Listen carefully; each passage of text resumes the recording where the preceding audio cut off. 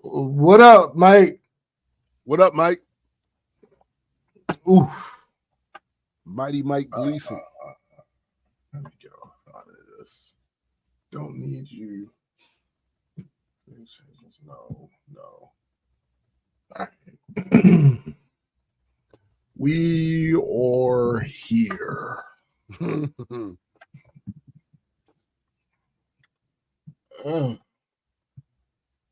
Well, it's 11:01. It is. I might as well do the intro right now. I mean, What does y'all got? Welcome everyone to the Black Culture Geeks podcast. This is my man SPJ. You and my sis Chrissy. Hey. And I am Tombstone the Dead Man. And we are just a few geeks talking about pop culture once again in 2024 from a black perspective.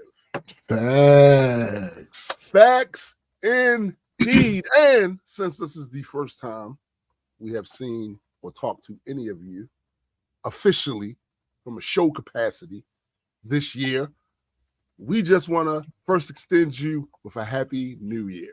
Mm-hmm. Right? That's polite. It's a polite thing to do. That makes sense. Makes sense. We are in the 6th day. Happy Insurrection Day. Happy Insurrection Day. Yeah. Absolutely. Today. Absolutely. You know what I'm saying? And can't forget about our heritage. Yeah.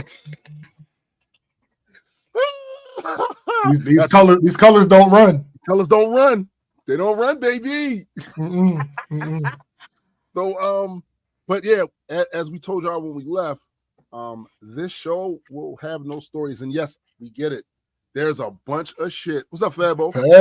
There's a bunch of shit that took place while we was gone, especially some shit fairly recently, right? And there's a lot of motherfuckers eating off of that shit too. Trust me, see them all online. They talking about it, and that's cool and all. But our show is our show, and who knows? I don't think this is gonna go anywhere. Yeah. A lot of this stuff, So we'll definitely weigh in on it a little bit later. But today is because we have not been here for so long. There is a ton of ketchup that needs to go on this burger. So I hate you so much. I hate you so much. There's a ton of Heinz that need to go on this burger right here. We both went out of the country, which was dope. Also, all three of us went out of the country, right? Which was, I'm sure, an amazing experience. I'm hoping it was an amazing experience for them too. I know for me, it definitely was. And we're going to find out. We're going to find out now. My shit is exactly, Fabo. My shit is it's long. I'm sure SPJ shit is long, but I have some visual aids that I'm not quite yet ready to. It's not put quite together just yet, so I'm gonna let SPJ. You sure? Yes. Biddy, what up, Biddy? All right, I'm sure. Okay. Shit. Nigga. So, as Tim said, this is going to be a lot because I had a few segments worth of notes before we left for the cruise. That's crazy, bro. So, yeah. First, let me say I missed you guys. Absolutely. Second, so Chrissy and I have been in each other's presence this entire time. What up, sis? Boy, Chrissy. What up, sis? This entire time, the show was on break. In the month of December, the only days we didn't see each other were the first, and I'm not even sure about the first. I just said the first because I wasn't sure, so I'm going to go ahead and throw that in the note pile. Right. The third, the fourth, the fifth, the 20th, and the 28th. Yo, for real? Those were the only days that we had not. So as y'all know, he been on my nerves. Seen each other. And we've had a lot of time to reflect and talk, and we came to the mutual decision that our dating arrangement wasn't what we wanted from each other moving forward. So I would like to ask you guys to be understanding in this period of transition. Yo, you're so ass. What I said was true. What? It was true. He is very serious, guys. But the way he said it was ass. Dating arrangement was not working. Yeah, it wasn't going to work out moving forward. So we ended that. So yeah. But in all seriousness, I because we basically spent the entire time together, we are going to, the way this is going to go, it's going to go different than normal times when she's on here. We're going to kind of like weave in and out. Bob and weave. Yeah. So first, Chrissy, do you have anything that has nothing to do with me? Not really. Not that I can freely talk about.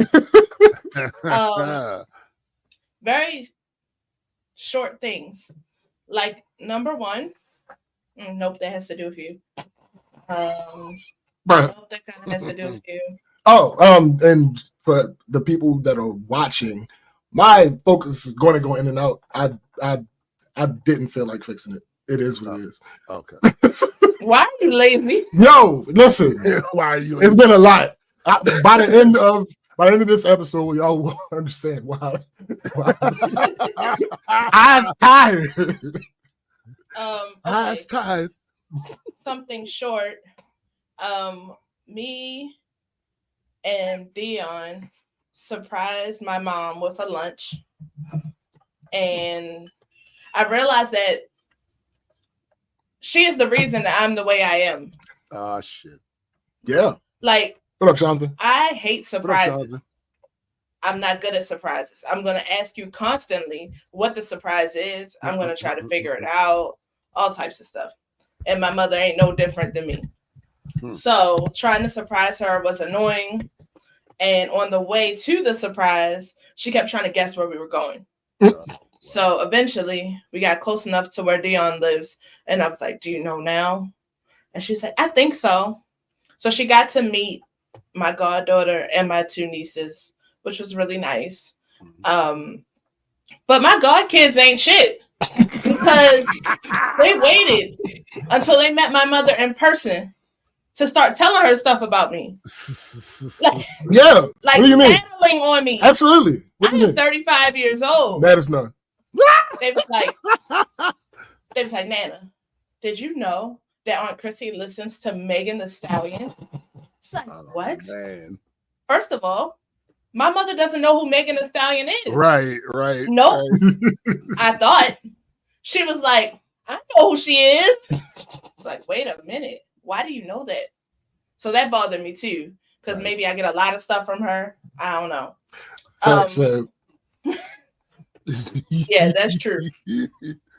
So besides that, like, there's literally nothing else on this work.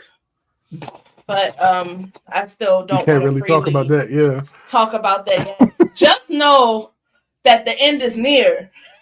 It continues to hit the fan. But the end is near. Yeah. I'm gonna let James talk about everything because I could probably jump in while he's going. Oh, you better. Because we were together the whole month. Yo, he's been on my nerves. It was the entire month. It was a lot. So when we I think I mentioned last time we were on here that my godson's birthday was that day. The last day we were live. And quick side note, December will likely always be super busy. Yeah, that's a fact. With this whole Chrissy thing, because between the two of us, just this one thing alone, and then things on top of that, but between the two of us, there are birthdays on the 1st, 2nd, 3rd, 5th, 7th, 18th, 21st, 21st, 26th, 28th. 8th. I think I still might have missed one or two. And yes, I said 21st twice because me and Aaron have the same birthday. Then of course there's Christmas, and then there's New Year's Eve, and blah blah blah blah. But back to the main point. My godson's birthday is the 2nd. I told y'all all he wanted was a controller, like a $25 controller. So I got him the little docking station also, and like the money, because like, sir, he's a kid. Yeah. All he wanted was the one thing he wanted. All he wanted was, yeah. So I asked his mother that Thursday before his birthday if he would be in the house. She said that he would be in the house all day, but everybody else was going to be going somewhere until like 3. So my initial thought was to fuss at her.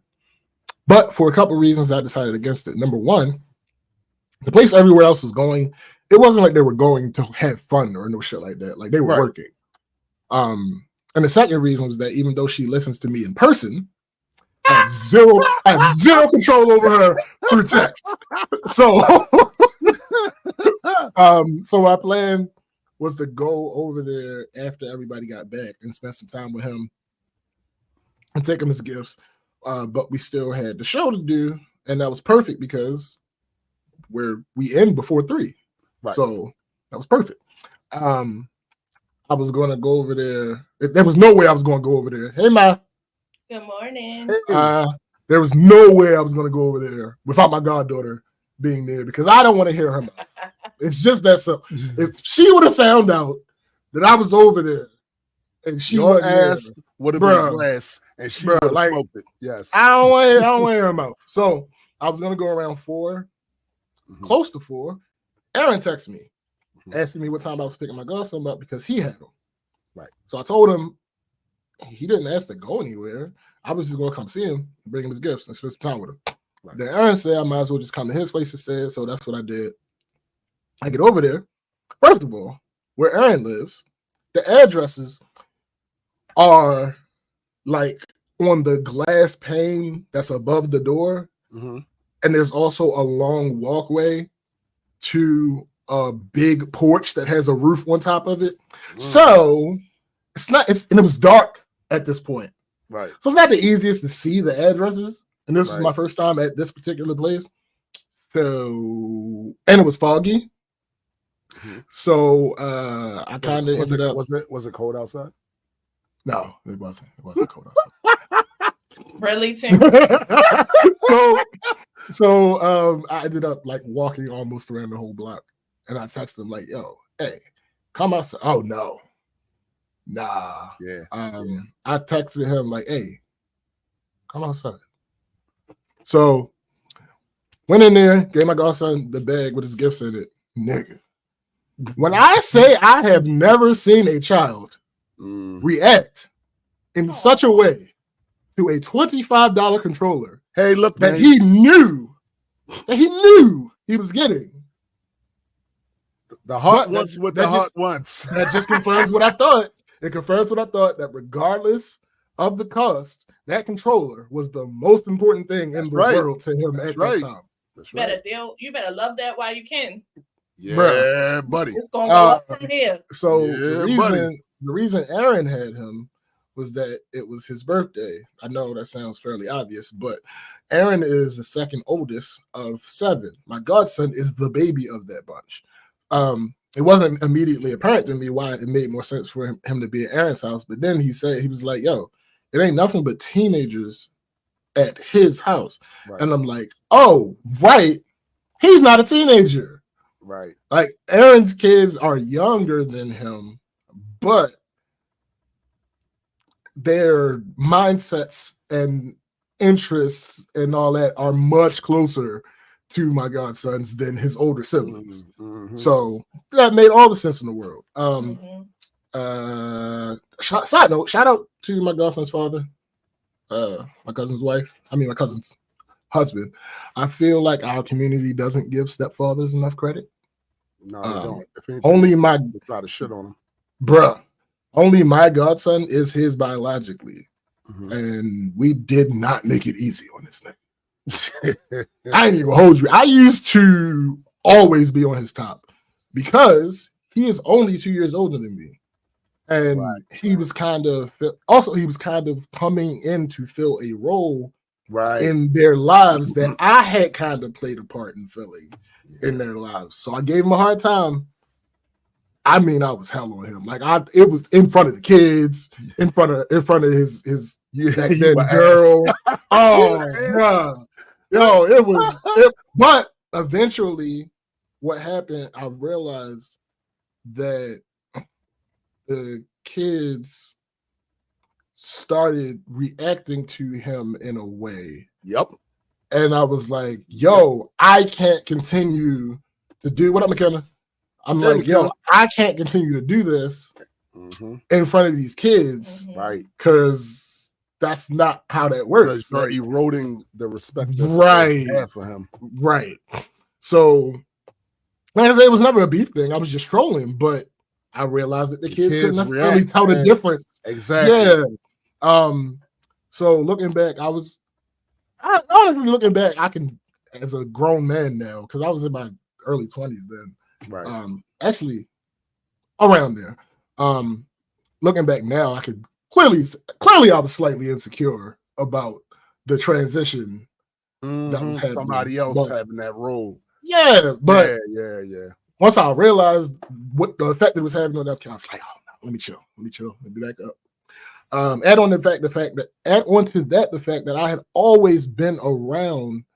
And I saw what happened when a man came around them and the effect that it had on them, the kids, from arrival to departure. I saw the effect that it had on them kids. So a part of that was me being defensive for them. That makes sense, though. Yeah. So back to his birthday, they basically had no concrete plans for his birthday. To be fair, they didn't have no concrete plans for my goddaughter's birthday either. But she's in high school, and her brother directly above her is only a year older than her. So she was in the position to make plans and whatever. So for my godson, they didn't know when they were going to do the cake and ice cream. They didn't know what was going to be his birthday dinner. By the time I was at Aaron's house and Aaron called his mother, nobody in that house had even told him happy birthday yet. Oh, damn. Aaron's looking at this from a skewed perspective as her other December baby. So he is going hard for his little brother. But I have a slightly different perspective, and I can get through to Aaron because not only am I also a December baby, not only did I help raise him, but more specifically, I was there for all the stuff that he's complaining about. Right. I was around. So he's seen me over the years talk him and his siblings out of beatings and other punishments. He's seen me talk them into good and fun stuff and all that other stuff. So he's seen you talk them into punishments. Actually, here's the thing. Probably not. I say probably not, because anything that I may have said that may have normally gotten them in trouble, I said in person. And again, in person, she listens to me. Right. So yeah, I probably but I'll give you an example of something to help him realize. So he was saying how it was crazy that she wants him to bring his kids over to her house every weekend, but won't let him leave them there. There's a simple explanation. She wants to see her grandchildren, but at the same time, she's raised 7 kids. Yeah, buddy. And doesn't want to have to watch 5 all the time. Right. She's been raising kids for 30 years. She's not 50 yet. Yeah, bro. Listen. And when I said that to him, he was like, that makes sense. I'm like, yeah, you got to think about, like, I understand your personal experience in this. I get that. But a part of that, good. You look right. But yeah, a part of that is everything that's happening. Like, she's been raising kids. But matter of fact, in a couple of days, her oldest will be 31. So yeah, she's tired. She's tired, bro. We're not even going. And she still has a child. Yeah. Like not even teenager. Right. Child. Right. Tired, man. Hey. So I want this to be another teachable moment, because like sometimes there are no right answers. Life isn't just black and white. Are there other things that she could or should have done in certain situations? Sure. But I've seen a lot of this story play out personally, and I can say there are reasons for a lot of those things, Mhm. and do those reasons actually justify them? That's not for me to say. What up, Cindy? Right. And What's up, sometimes that's just how life goes. So, True. but all of that aside, he enjoyed his birthday, so that's all that really matters at the end of the day. So next thing, so we told y'all, we had told y'all before we left how busy the upcoming weeks would be when we had left. You did say that week following stood to be the busiest in aggregate. But as some of you have seen, we still found a way to put out new content. We still managed to slide that one new episode in. Played that one new episode in on ya. I explained how that came to be in that episode. What I didn't realize until after we recorded was another reason it was good that we did it, because I had lost track of time. Yo, Fabo is dumb, yo. That's funny. The way my brain works sometimes is that if I only have one thing to do, I tend to more easily find ways or reasons not to do it. Yo, my life. It's when I have multiple things to do that I'm the most productive, because whenever that's the case and I'm just sitting around, it makes me think like, oh shoot, I should be doing something. Yep.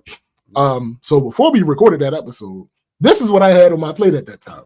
I had to put together the clip show so that people would still have something to engage with should they choose during the hiatus. I had to get ready for the cruise, which included packing and prepping and whatever work I was taking with me and figuring out and downloading whatever entertainment I was taking with me. And I had some light shopping. Yep, my album was coming out and I still had 2 songs to finish on that and the artwork. There were things I wanted to do that I can't talk about yet. So obviously that's a lot, but I thought I had way more time than I actually had. No, the cruise was the 10th. Right. I thought that I would have a while to work on what was the next deadline, which was my album. Right. That dropped on my birthday, the 21st, but the cruise didn't end until the 18th. So being able to sneak that Lenny Kravitz episode in helped so much. Yes. Because now I only had to do one clip show and it gave me time to focus on the other things that I had to do. Also, side note for the future, unless StreamYard changes something, it was cool being able to have that episode, that Lenny Kravitz episode, still be a live stream. But I don't expect that we're going to be doing many pre-recorded lives, because the way that, first of all, you can only do an hour for a pre-recorded live. Right. And that was cool because we were only doing an hour, right, but a normal episode wouldn't work for that. That's the reason that the other episodes were not live, because in order to do, they were longer. So, and it's not super apparent what all of the requirements are. It was just a mess. But StreamYard is a growing platform. They may end up getting that together. Yeah, they'll fix it at some point. All right. So now we get into the gauntlet. Let me see. Okay, this has nothing. There's a reason that this is in there. It wasn't an event or anything. So there's this iPhone versus Android thing. That has been going on forever. That I stay the fuck out. Yeah, I stay out of it. There's no reason. If people ask me a question, I will answer it. But in general, I'm out of that shit. It's one of those stupid debates that people blatantly ignore facts in. Facts. What it objectively boils down to is, if you want your phone to be super user friendly and you want things to just work, it's probably better to go with an iPhone.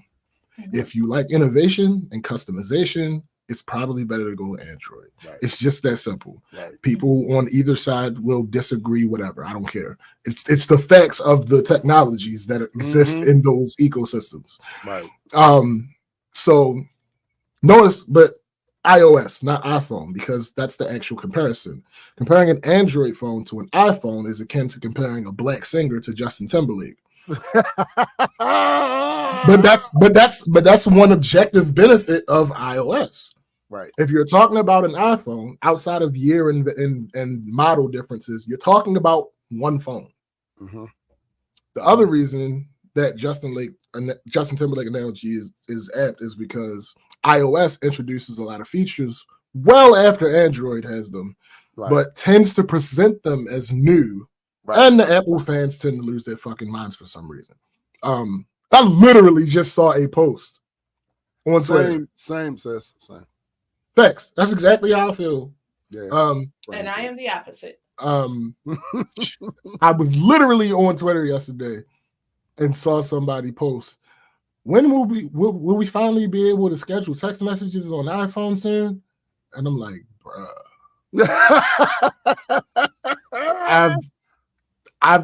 So I call out, the way I call out because of my situation, the way I call out of work is I text my supervisor who's not my supervisor. If there's a situation where I already know the night before,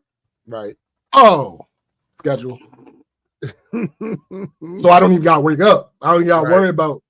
But anyway, one of the biggest complaints I've seen is in the war is Apple people complaining about the green bubble. So this is funny enough an example of the last point. For years, Apple has just refused to update iOS with the newer standard telecommunication protocol, which they will finally do this year. But because of that, there are a bunch of just came out. Well, no, not this time. Not this time. They've talked about this whole thing. They almost said the dirty bubble. But because of that, there are a bunch of iPhone users who don't know or care about technology that just complain and brag. The two biggest ones I've seen are the bubble color and how sending photos and video works. Like the vast majority of what Apple does, it's a business tactic. It's the difference between SMS, MMS, iMessage, and RCS. I'm not going to get into the fucking technical stuff. SMS, MMS, and RCS are kind of like Pokemon. Think Squirtle, Wartortle, and Blastoise. They were each the standard of communication when they were at their best.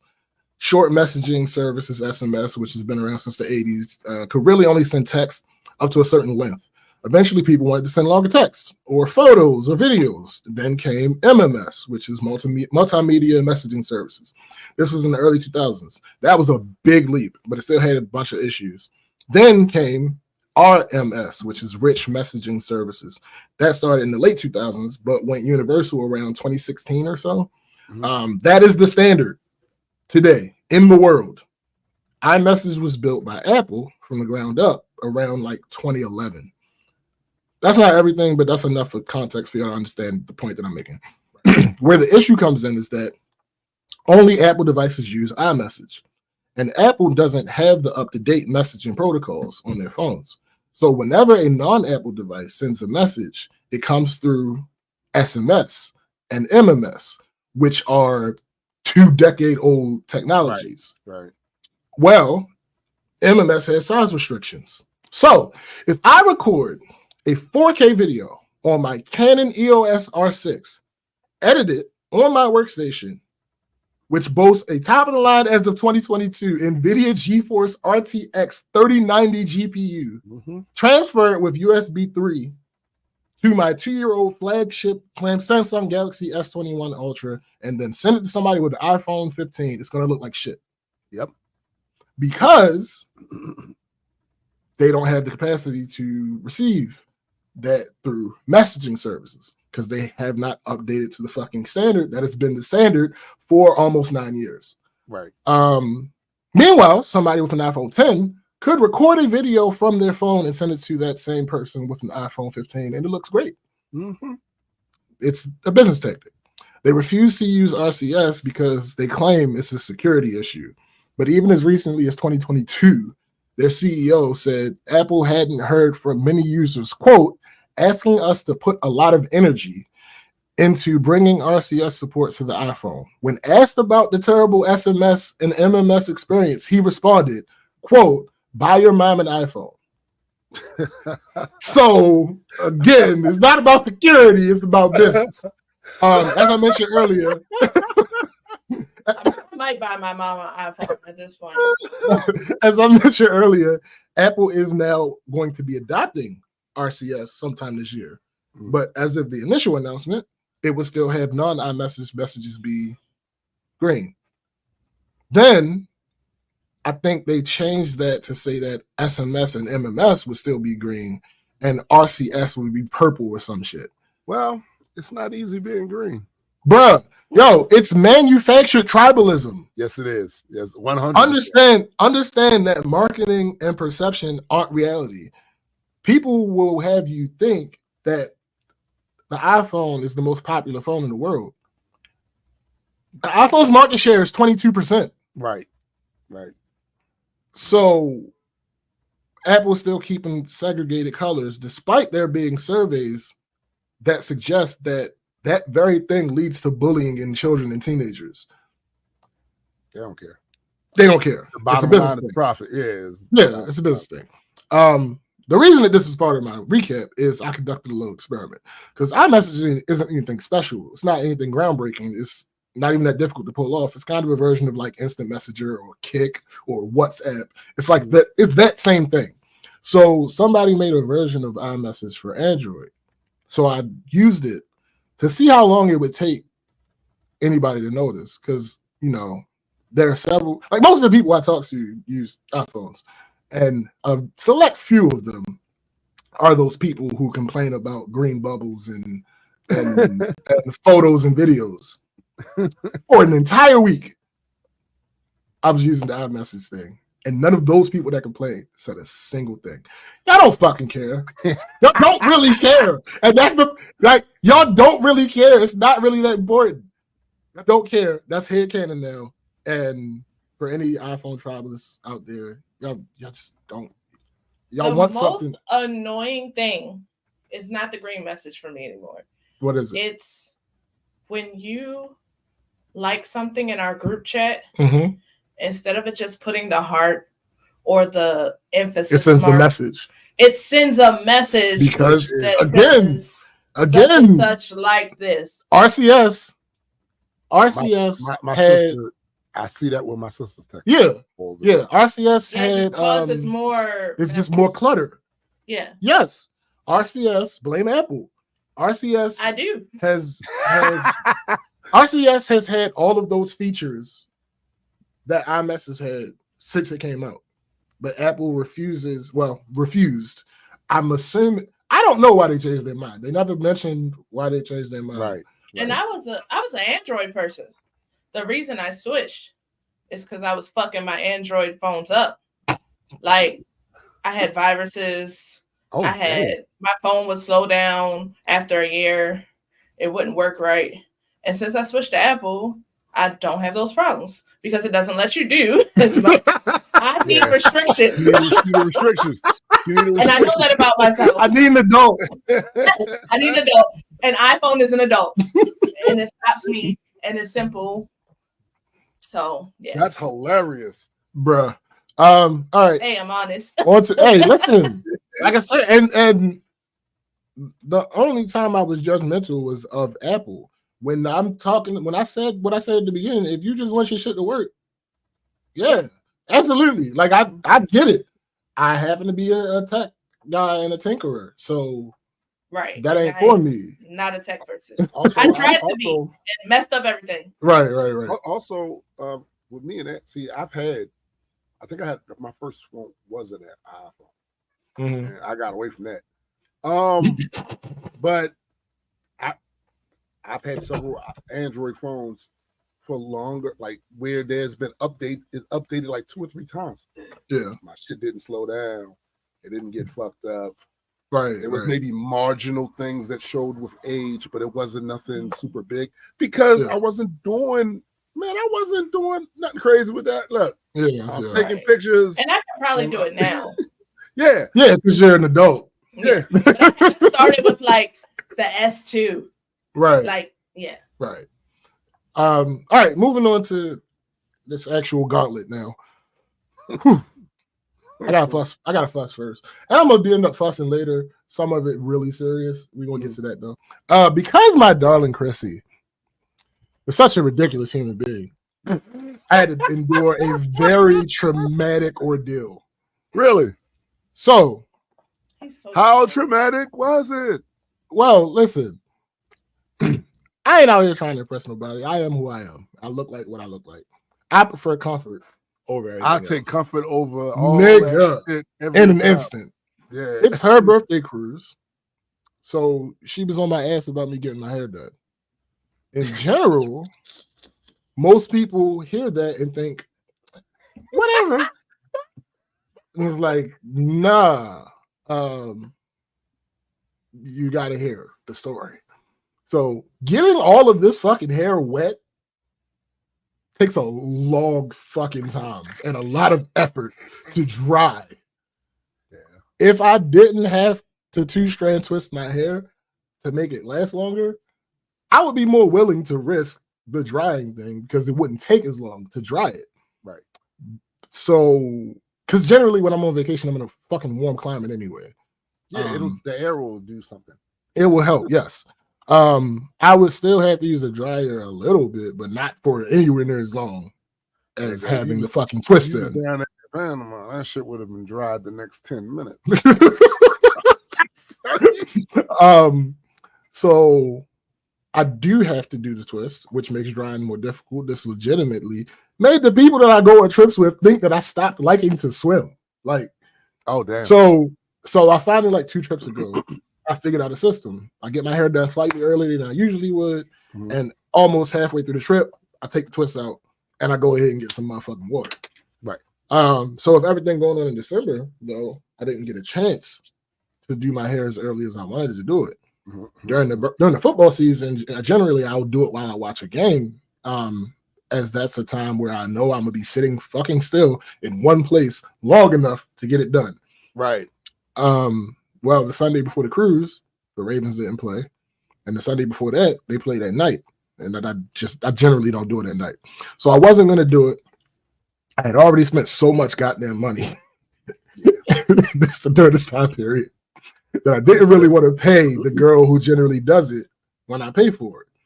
But Chrissy persisted and insisted. She would not let it go. She brought it up every day. 24 hours passed and she didn't say anything. She said it twice. Hilarious. So absolutely too late for me to spend the time that I would take to do it. I care about the time more than I care about money. Literally, with all the shit that we talked about earlier that I had to take care of, I didn't really have the time at that point. Yes, I'm a Brad Dion. Yes. Mm-hmm. I didn't really have the time to do that. I'm laughing at Cindy right now. Yo. Oh, I bet. Seeing the memes. I understand. I get it. I understand. Dirty birds. So I'm like, if I got somebody else to do it, the girl who normally does it when I pay for it, if I get somebody else to do it, it wouldn't take as long as it would for me to do it, and I can still be productive in some way while it's happening because my hands are free. So how do I say I want to jump in? You can't. Yeah. Let me cook. Go ahead. All right. You need to put that down as a note so you don't forget. Right. I mean, actually, I'm almost at the end of this particular part. So that's what I did. I got her. I paid her to do it. I had to sit there and listen to this woman talk about how and why her husband cheated on her with his sister's best friend, who she also knew, and she had got her a job and invited her to the wedding, even though this girl was her husband's former fiance. Yes, you heard that right. Yes, you heard that right. I saw that face you made too. You heard that right. On top of that, she was taking all that shit out on my head. She ran. She was like, nigga. I lost a lock. Jeez. I had a nagging headache for 2 days. Oh my goodness. Not to mention, I had to spend that money that I didn't want to spend. Now you got to spend more money. And she charged me more, nigga. She charged me more than she charged me the last time. Oh, damn. It was an objectively terrible experience. Because at this point, she hated men. So, Bruh, so that, it was an objectively terrible experience for what would have essentially been 5 minutes, except we took my twist out before we even took the picture. oh, So it was almost as if I didn't get my hair done in the first place. All right, go ahead, Chris. I would just like to say Mhm. that yes, I'm a brat, but I offer to make things better. Mhm. I didn't tell him I was going to pay for it, but I asked him how much it was multiple times. He said, "I don't know," Because I didn't.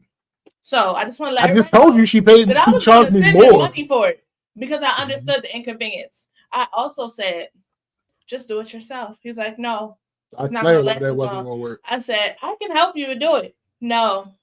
So I tried to offer other things. The twist would have stayed in, but his head was hurting. So he asked me to take them out. Isn't this all? Isn't everything she said consistent and congruous with what I said? Yeah. Okay, I just want to make sure. No, I just want to make it. No. I just wanted to make sure. I want to make it clear that you are not contradicting what I said. No. Okay. No. We very rarely contradict. I'm just adding some extra things. The reason that I asked him to get his hair done is because I wanted a formal picture with him for my birthday. I already know he does not like pictures. And I was like, all right, this is my one time to get some nice formal pictures and get like big pictures to put up. You know what's crazy about what you just said there? Him not liking pictures is the equivalent, but it's still a reality of damn near every barber I used to go to back when I was a kid all needed a haircut. That's funny. That's hilarious. No, that's true. But you don't want to be in a picture. That's funny. And our pictures turned out really nice. Yeah. And we were matching. So it was nice. Yeah. Absolutely. So I just wanted to add that in. It wasn't for no reason. I didn't say it was for no reason. It was you being a brat. I said I wasn't just being a All brat. right. Next part. Because of how much we're going over in Menace, I can't break this down exactly how I would normally do it. But let me just say, and do not interrupt me, because I got a feeling that you about to jump down my throat. You know what you got in there. Bro, nigga, it's contested. So, all right, let me land, because I know Cindy gonna be on my ass. Let me land. Can I land before y'all respond? Like, Depends what you say. Let me land before y'all respond. Let me land. So, because of how much we've gone over, I can't go in the way I would normally go in. Cruises are a waste of money. Now, if you are a cruiser and you like that life, whatever do you mean, Tom Cruise? Oh, I'm gonna get to it. If you're a cruiser and you enjoy that life, more power to you. I'm not saying that cruises are bad. But as for me and my vacations, cruises can't hold a candle to all-inclusive resorts. To be clear, this is not me making an objective claim. No, Dion, I will not. This is not me making an objective claim. And also, the reasons I feel this way are not based off of individual cruise lines, nor the experience. What up? Nor is it based on the experience I had on this cruise. This also is not an indication of how much I enjoyed this cruise. Spoiler alert, I had fun. I enjoyed the cruise. But before I get into the specifics of the trip, let's go to the reasons why all or most cruise ships are not worth it compared to an all-inclusive resort. Okay. So I know it's a touchy subject, and I'm not really sure why. I've had parts of this conversation with like 7 different people. And I've been attacked. I know why. Just from what I've seen, I'm not a cruise person either, but just what I have seen, cruise folks are passionate about that experience. Kind of like Disney people in that park are passionate about that shit. People that love it, especially Disney adults, passionate about it. Yeah. And I've seen, because I've watched several YouTubers that do the whole vacation thing, but they kind of focus on the cruise thing. Right. Nah, B, it's a whole niche. That's their shit. And so they're gonna come at you. And y'all need to get your shit together. It's okay that I can't defend myself right now. There's nothing to defend. I work on a cruise ship. Everything that I'm about to say is objective. I'm not talking about opinions. Everything I'm about to say is objective fact. These are just my reasons. Right. I'm not trying to convince anybody not to cruise. I'm simply giving out information. Yo, I'm glad you're doing that caveat because I have a similar caveat. Yo, I have no desire to stop people from going on cruises. If you like cruising, cruise. Have a blast. In no particular order. The entire trip is subject to change at any time because for 80% of your trip, you're being transported. Yeah. In this instance, when I say subject to change, I'm talking about your itinerary or when and whether you make it to your destinations. Number two, the entire trip is subject to change at any time because for 90% of your trip, you're in open water. Now, this time, when I say your entire trip changes, I'm not talking about itinerary. I'm talking about quality of vacation because you can't control the weather, rain, and or wind. Yes, there are places that can be a shield for you from the rain on a cruise, but they don't save you from the ship rocking. You could also go to your room. You can always go to your room, which should kind of stop the rocking issue, and you won't be messed with the rain. But most of the problems that come with the extra wind, as far as the big rocking, still apply when you're in your room. Right. The problem with that though is the rooms are tiny. The bathrooms and showers are even worse. Number 4, the original reason I had never been on a cruise, they're floating petri dishes. Getting seasick aside, because I could have made that its own listing, but there's no reason to just pack them together. Getting seasick, and you're packed like sardines in a metal tube for the vast majority of your trip. So hold up, y'all. Actually, go ahead. Before you continue, just to illustrate that point more, during the whole COVID shit, nobody in this house caught it until my mother-in-law went on a cruise. Yeah, because that's how that works. Mm-hmm. Let me change it. Not sardines in the can. More like I was about to say that's not objective. More like a bag of chips. More like a bag of chips from like 10 years ago, right? There's some air inside, but there's no real way that you can exist without touching the other people. Number five, the drink packages. They aren't included. Keep in mind that I'm talking about actual all-inclusive resorts. That means you pay a set price. It includes your room, food, water, juice, soda, coffee, tea, alcohol, and more. Right. On cruises, that price you pay is generally for the boat transport, port fees, your room, food, water, coffee, and hot tea. Some include juice, some don't. Lemonade. Again, but it's not uniform. Right. Some include juice, some don't. I haven't heard any include soda, but I'm pretty sure some do, some don't. Outside of special circumstances like a river cruise or something like that, most do not include alcohol. I think there are like 2 or 3 non-luxury lines in the world that do include alcohol, so that's getting better. There are some super luxury lines that include alcohol in the base price. Just started doing it, but they are way more expensive. I'm talking about, like, for instance, Regent is a line that includes free alcohol in the price, but the price for a 10-night cruise is $7,788 per person. So for the majority of the cruise lines, for us normal people, you have the option to buy a drink package. Well, certain places you cruise out from in the U.S. forbid by law drink packages. So your drink package doesn't start until you leave their waters. On top of that, the packages have limits on them. Anything from you can only order one drink at a time to there being a specific amount of time that you have to wait between drinks to a specific limit on how many drinks you can order in a day. Why are those a problem? For one, don't fucking tell me what to do. B, One drink at a time is annoying because on pretty much every one of my group trips at an all-inclusive resort, there has been a moment where we sitting at somebody's table enjoying some entertainment or some shit, and somebody gets up like, oh, let's get drinks for everybody. You can't do that on most of these cruise ships because you have to have some way to count the amount of drinks that you have. That's usually in the form of a card or some type of thing. You can't just have everybody's drinks. Right. So, and Trace, for the alcoholics out there whose problem only affects them,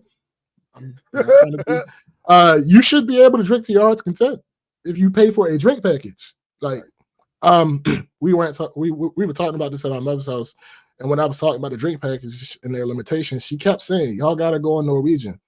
But I looked at their drink packages. They ain't much different than what I was saying. Oh, damn. Yeah, so like I don't understand. So number 6, the fact that where you want to go and for how long has so many hoops to jump through. Again, this list is subjective to me, but the reasons are objective. I have no desire to go back to any majority white countries, except Canada, because I haven't been to Canada yet. Right. So Europe, I have no desire. I'm not really. I don't even. It's not I just like. I ain't gonna hold you. I just like tropical area. Bruh, that's how I feel. That's how I feel. So the vast majority of my international vacations are southern. So in order to get an all-inclusive resort in one of those places, I need to get to an airport, catch one plane, maybe 2, and get my transportation from the airport to the resort. That is anywhere on the contiguous United States of America. Anywhere. Despite living less than an hour from a port, the vast majority of ships that come to Baltimore, people who cruise say they're not worth cruising on because they aren't big enough to get a good onboard experience. The next closest option is New York, which means I have to get to New York. Any other port I go to, I would have to catch a flight. And because of how flights work, there's no guarantee that I'll be able to get there to the port in time. So you'd be stupid not to get a hotel room. Right. Then you need transportation to the cruise itself.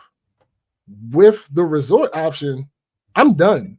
If I don't want to do another piece of traveling, I am not required to.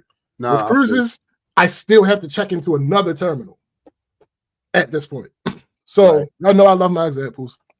I went through the motions of booking 2 trips for 2 adults. I want to go on a trip to Mexico because I picked Mexico because we're going to be in Mexico next week. This is just a cursory thing because I know how little work everyday people actually fucking do. And I know how tribalistic people are. A Carnival cruise to Mexico from April 15th to April 19th with a balcony and a drink package and an internet package, not the highest internet package, came out to about $21.15 total. A trip to an all-inclusive resort in Mexico with those same things, plus travel protection, plus round trip ride from the airport to the resort, came out to $17.18. So it's like $400. There's a big problem though. I live in Baltimore. That resort price gets me my round trip flight to Mexico, my round trip transfer to the resort.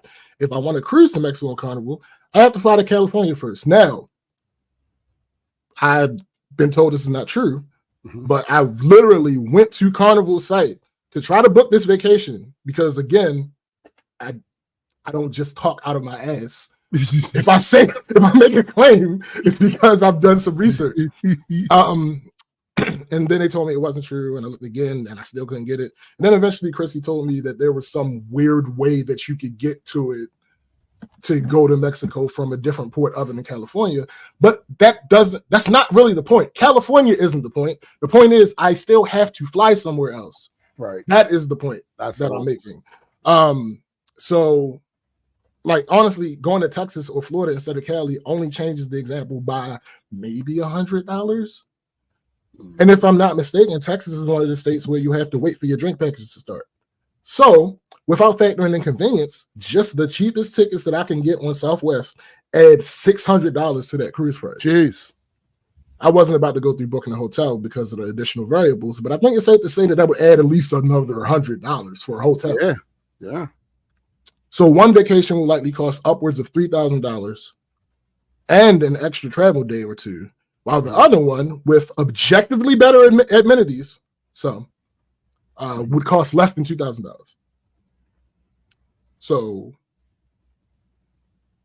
comparison aside, I mean, if you want to defend cruises and bring up issues that can happen on resorts, there's no reason for you to. There are plenty of issues that can happen at resorts, but I can't really think of one that doesn't have an equal or greater chance of happening on a cruise.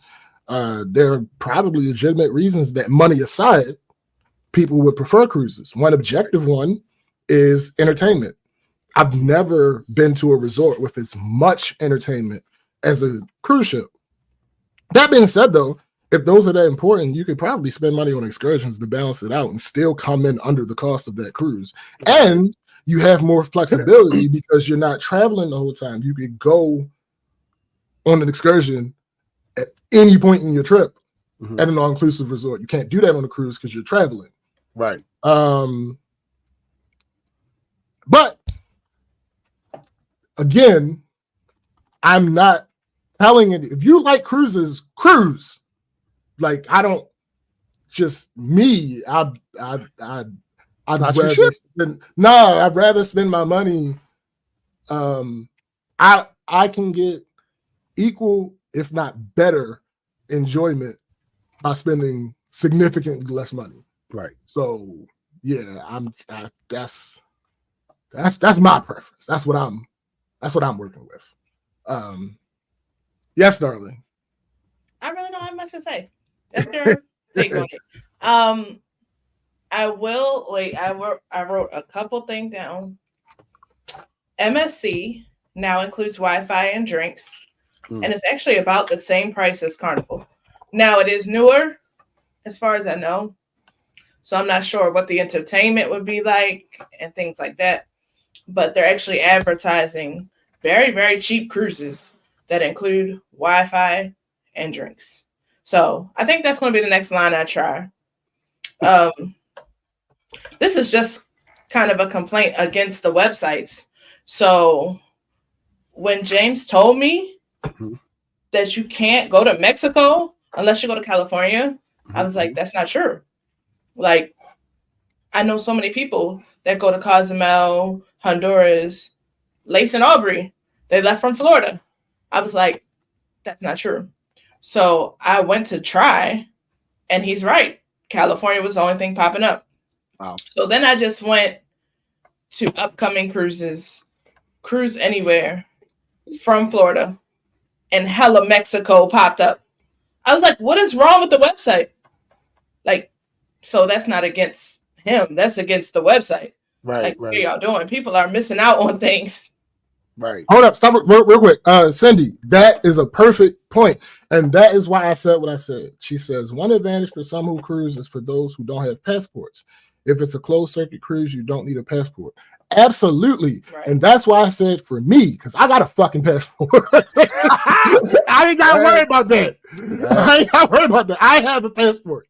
We passport bros. Absolutely. Not that way. Right? Yeah, you can go from New Orleans too. I did see that. Right. But again, port outside of Baltimore doesn't matter because you still have to fly and get a hotel. Yeah, Baltimore's port is very small. And that was my point with that comparison is with a all-inclusive, anywhere in the contiguous U.S., 1 or 2 planes. Right. You there. Yeah, no, I definitely get with it. Cruises, yeah. But I think the people that love cruises, it's not really about the stops for a lot of people, actually. It's about that entertainment. Now, I will say the ship we were on did not have good entertainment. That's not true. In my opinion. That's not what you said. You are lying. No. That is not what you said on the cruise. That's not what you said on the cruise. It sucked. That's not what you said on the cruise. I did. No, you didn't. Literally in the middle of a Facts, show. man. I was like, this sucks. No, you said that the Broadway show sucked. You said you liked everything else that we went to. Yeah, I was talking about the shows. Well, what The if game shows count as entertainment. But what if she had Karaoke time counts as what entertainment? if she had time to way. mull over those things? You know what? They Hold actually on. sucked. Right. Like, bro, this is new information. To the other 2 cruises I was on, this was the bottom of the bottom. When I went on my last cruise, they had a water show. They had real Broadway shows. They had so much that I felt like I didn't pay enough for y'all giving me real Broadway shows. You'll never hear me say. Never. I mean, I'm glad about it, but I'm saying I felt like, did I really pay for this? Because this is crazy. The people that cruise, I think that's what they want. The ports, I think my opinion on that is people just want like a snippet of something. Mm-hmm. Yeah, we saw Love and Marriage. Yeah, we saw that Sunday. Love and Marriage, Quest, and Family Feud. You can't talk about that. I didn't say that. I said, I was about to say, if you go on a cruise, and this doesn't matter what line, because most of them do all these shows, make sure you go to Family Feud, Love and Marriage, and Quest. That's all I'm going to say. Now, I'm biased because I have not, to date, been to an all-inclusive resort. I love cruises. But I'm sure we'll talk about this, but after this last experience, I'm taking a break from cruises. And I think she's exaggerating. Oh, damn. But he didn't have the same experience. Yeah. And this was also your first time. Doesn't matter. You don't really have nothing to contrast it to. Right. No, I don't. So my first 2 were amazing compared to this for many, many reasons. Wow. But again, my only experience right now is cruising. I have not been to all-inclusive resort. Man, so, you'll take us some damn all-inclusive resort and show Nigga, we're gonna be there next week. Oh. Next week. So when I come on the show next time, I might sound like him. No. But right now. No, you won't. You won't. I love cruising. You won't because I don't think I don't believe that this particular trip, put it like this, the trip itself that we're about to have with just the 2 of us is not going to be the trip that you use to compare. Oh yeah, okay. Because it's not a group trip, like it's not. Right. So that's not gonna be. Oh wait, side note about Quest, since somebody mentioned it. If you're easily offended. There we go. If you're easily offended, or if you are inappropriate things, right? You don't want to see some inappropriate things. It's not for you. If you don't care about that, you're saying it's vulgar, is what you're saying. It's vulgar. Yes, it's but we can't say anything else. But she's going on Royal. Royal was not as vulgar as the Carnival one. Okay. So you might be okay, but still, that's all I'm gonna say. I don't want to get in trouble. Well, they make y'all niggas sign NDAs or something? No, we literally can't say. You're not supposed to talk about it. Not supposed to talk about it. I want to. Like what happens in Vegas stays in Vegas? Yeah. That's crazy. Yeah. Yes, it was crazy. That type of thing. That's what we can say. Yeah. It literally said what happens in Quest stays in Quest. Yeah. That's crazy. So the cruise itself. So remember, we're not comparing anymore. Okay. We're not comparing anymore. Wait a minute. I just got one question. Yeah. Are we still comparing?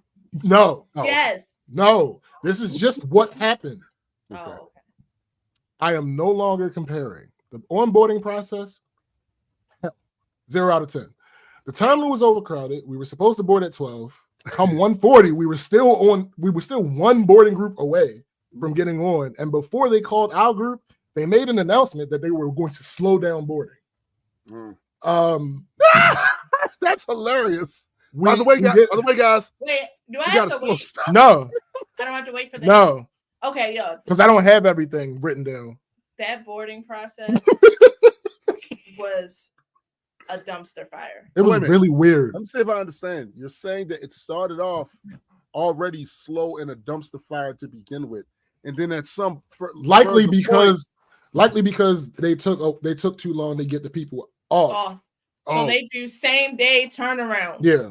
So just for people that haven't cruised before and people that haven't had a real boarding experience, this is how it's supposed to go. When you check in, which is 2 weeks before your cruise, you select the time that you want to get on board. You have to be at the terminal at that time with your passport and all your stuff. You give your suitcase to a porter if you want, and you and your carry-on get on the cruise. The process takes 20 minutes at the most. Wow. This is my third cruise. Wow. My first cruise, I would say it took between 20 and 30. I have a question. Yes. So, for you to be at a, correct me if I'm wrong, for you to be at a 66% approval rate as far as cruises go, don't you think it is also possible that your sample size is too small? I do. Okay. Yeah. I'm saying so far. All right. So my first cruise, 20 to 30 minutes. My second cruise, 10 minutes at best. We just like walk through everything. Right. This well-oiled machine. 2 hours and 45 minutes. Dang, actually, I didn't realize it was that long. No, more. Okay. Wait, Oh. no. We were on by 2 hours. Yeah, we got on like 150. Okay, 2 hours. We were there a little early. That's why I got extra time. But our check-in time was 12. Yeah. Yeah, trash. So the thing about it is, because again, I need to make the delineation more specific. Not only am I not comparing, it's that I'm not swayed easily. So the bad things that happen on this cruise, I didn't look at as negatives because they're all things that are likely to happen on a cruise. So like none of the bad stuff that happened on the cruise made me be like, oh, this is terrible. I don't want to. Nah. Everything in that previous segment was objectively about facts, not this experiment. This experience, I enjoy it. But anyway, so we get on, we're eating, and this woman rolls by on a scooter with a speaker on it. You can't even escape the ratchet on a nice trip.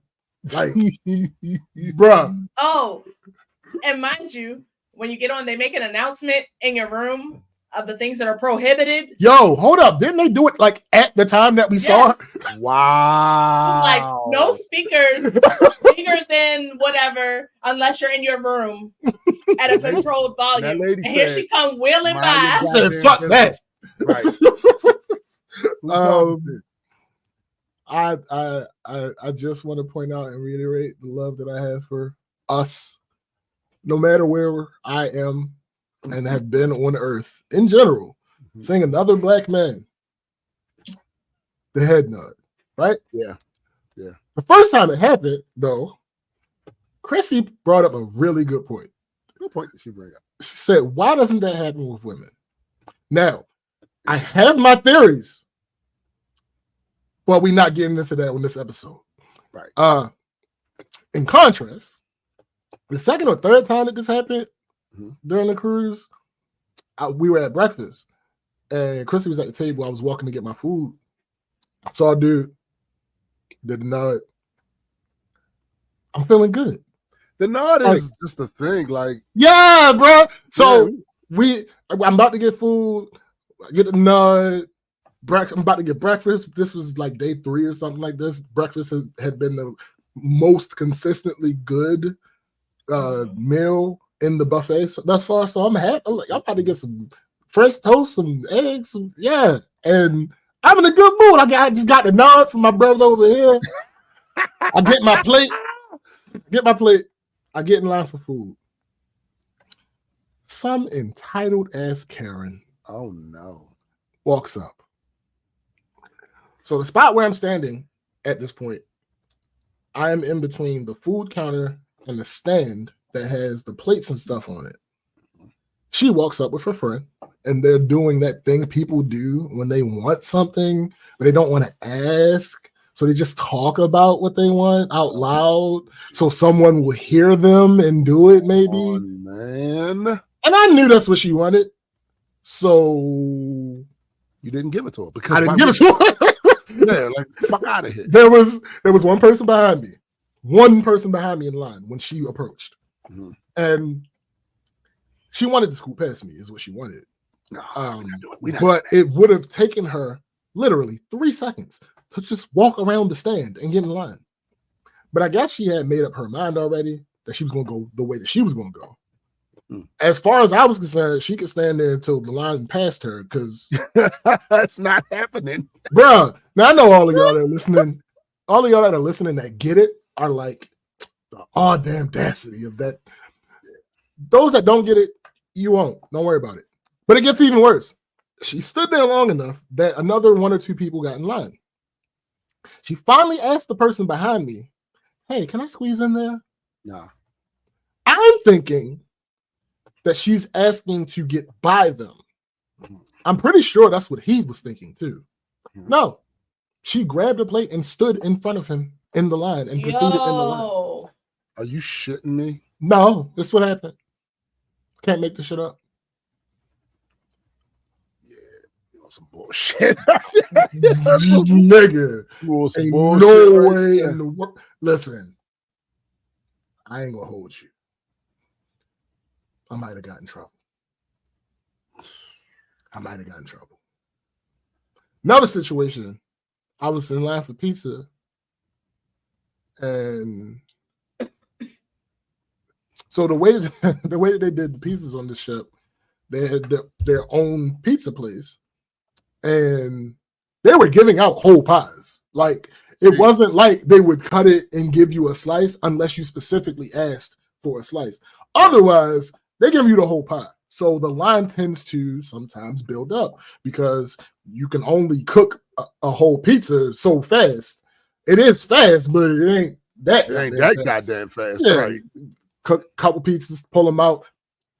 If you got 3 pizzas sitting on this counter now, that might be 3 people because somebody might ask for 2 or 1.5 or whatever the case may be. So that line does not move quickly. Right. Is this dude standing behind me, and he keeps moving extremely close to me. Don't stand so close to me. I hate that shit with so much of a passion. Nah, I feel you. I'm the same way. I gave him an elbow. Fuck up off me. I elbowed him in his ribs.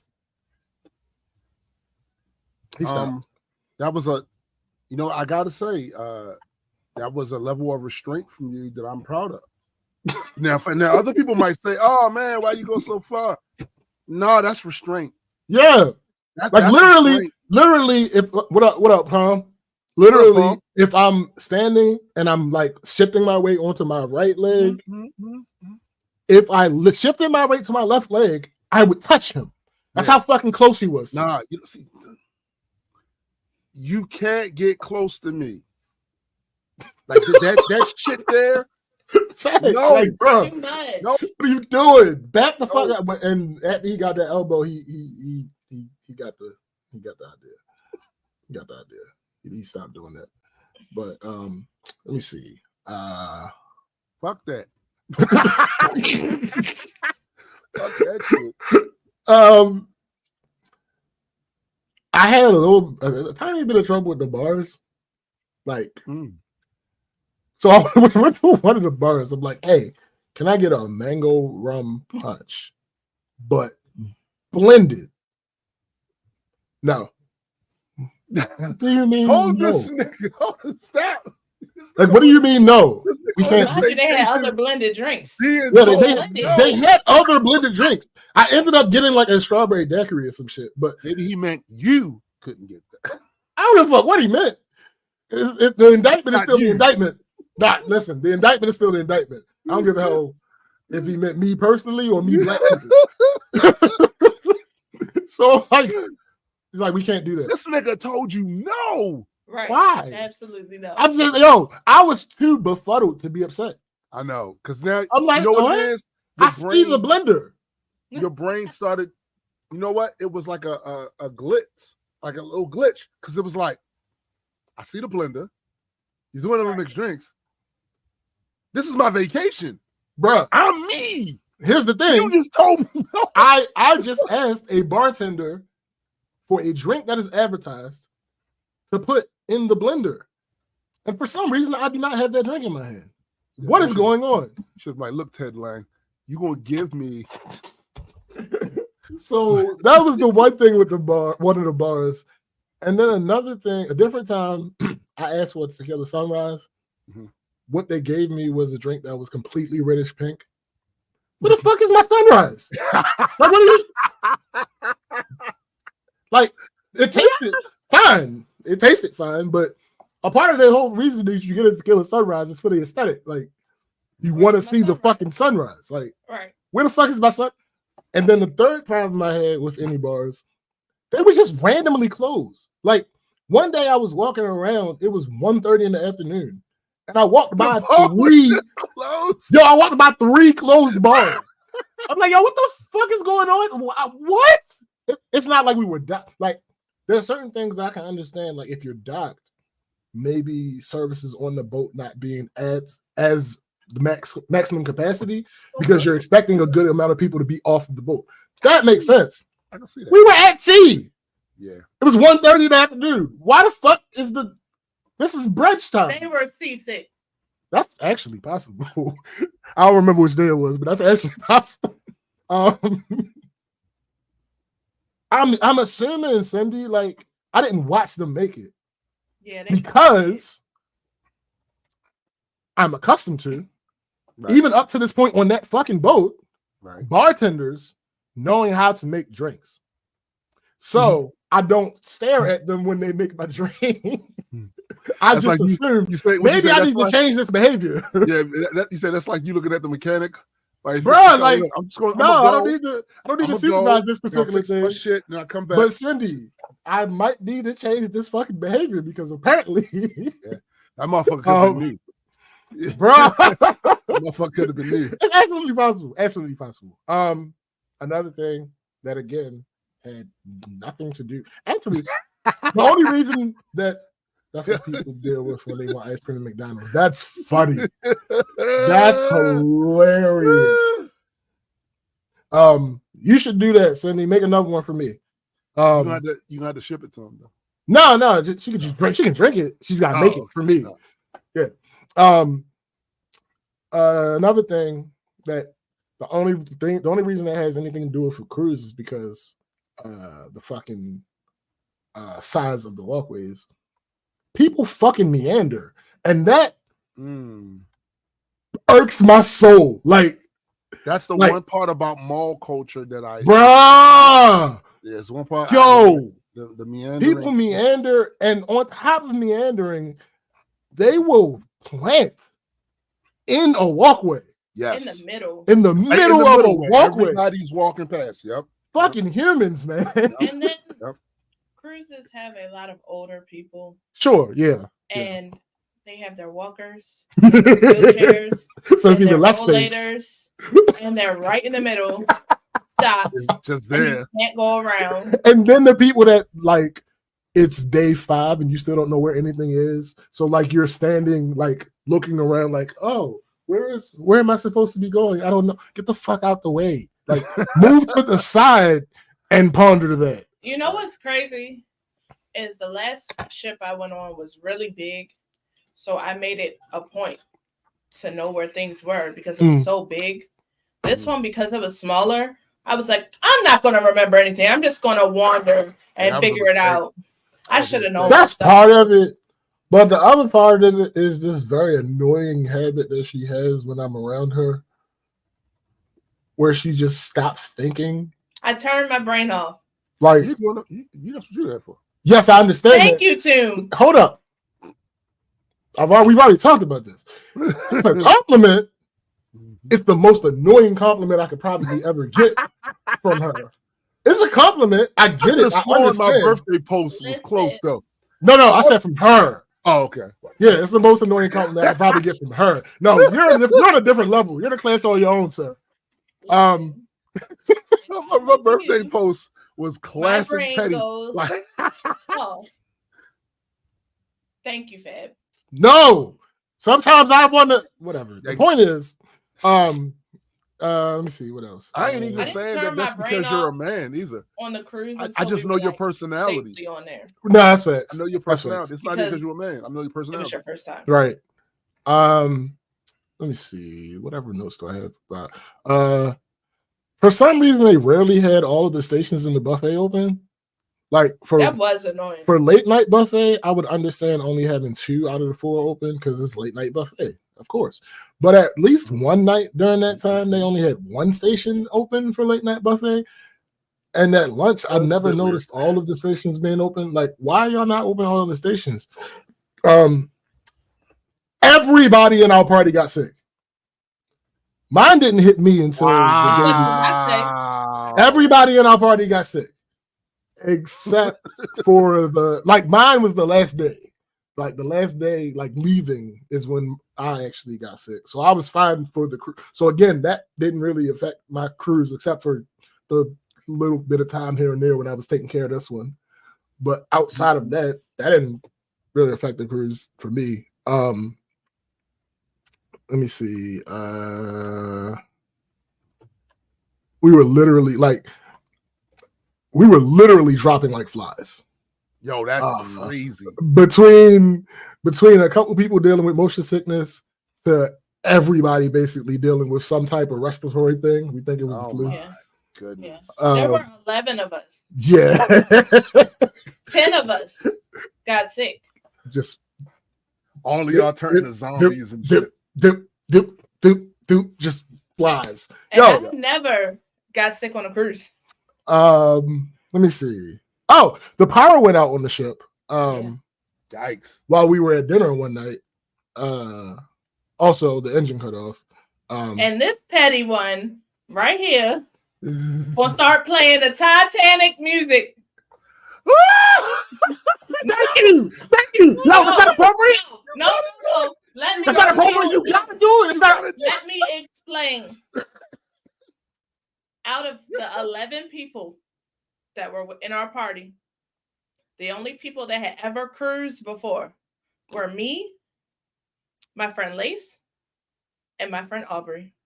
So everybody else, kids included, had never cruised. Me included. Yeah.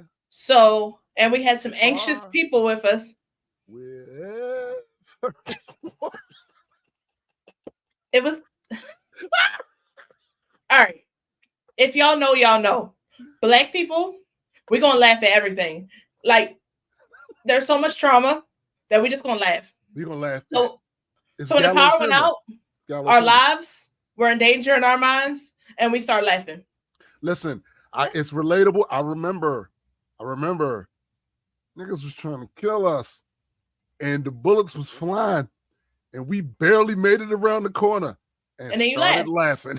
Yep. Because what else am I supposed to do? The soda can started moving back and forth on the table. It happened. So I would like to reshape what she just said. I just need to know one thing. Yes. When it went down, did she share more of that plank wood with you? Nah. It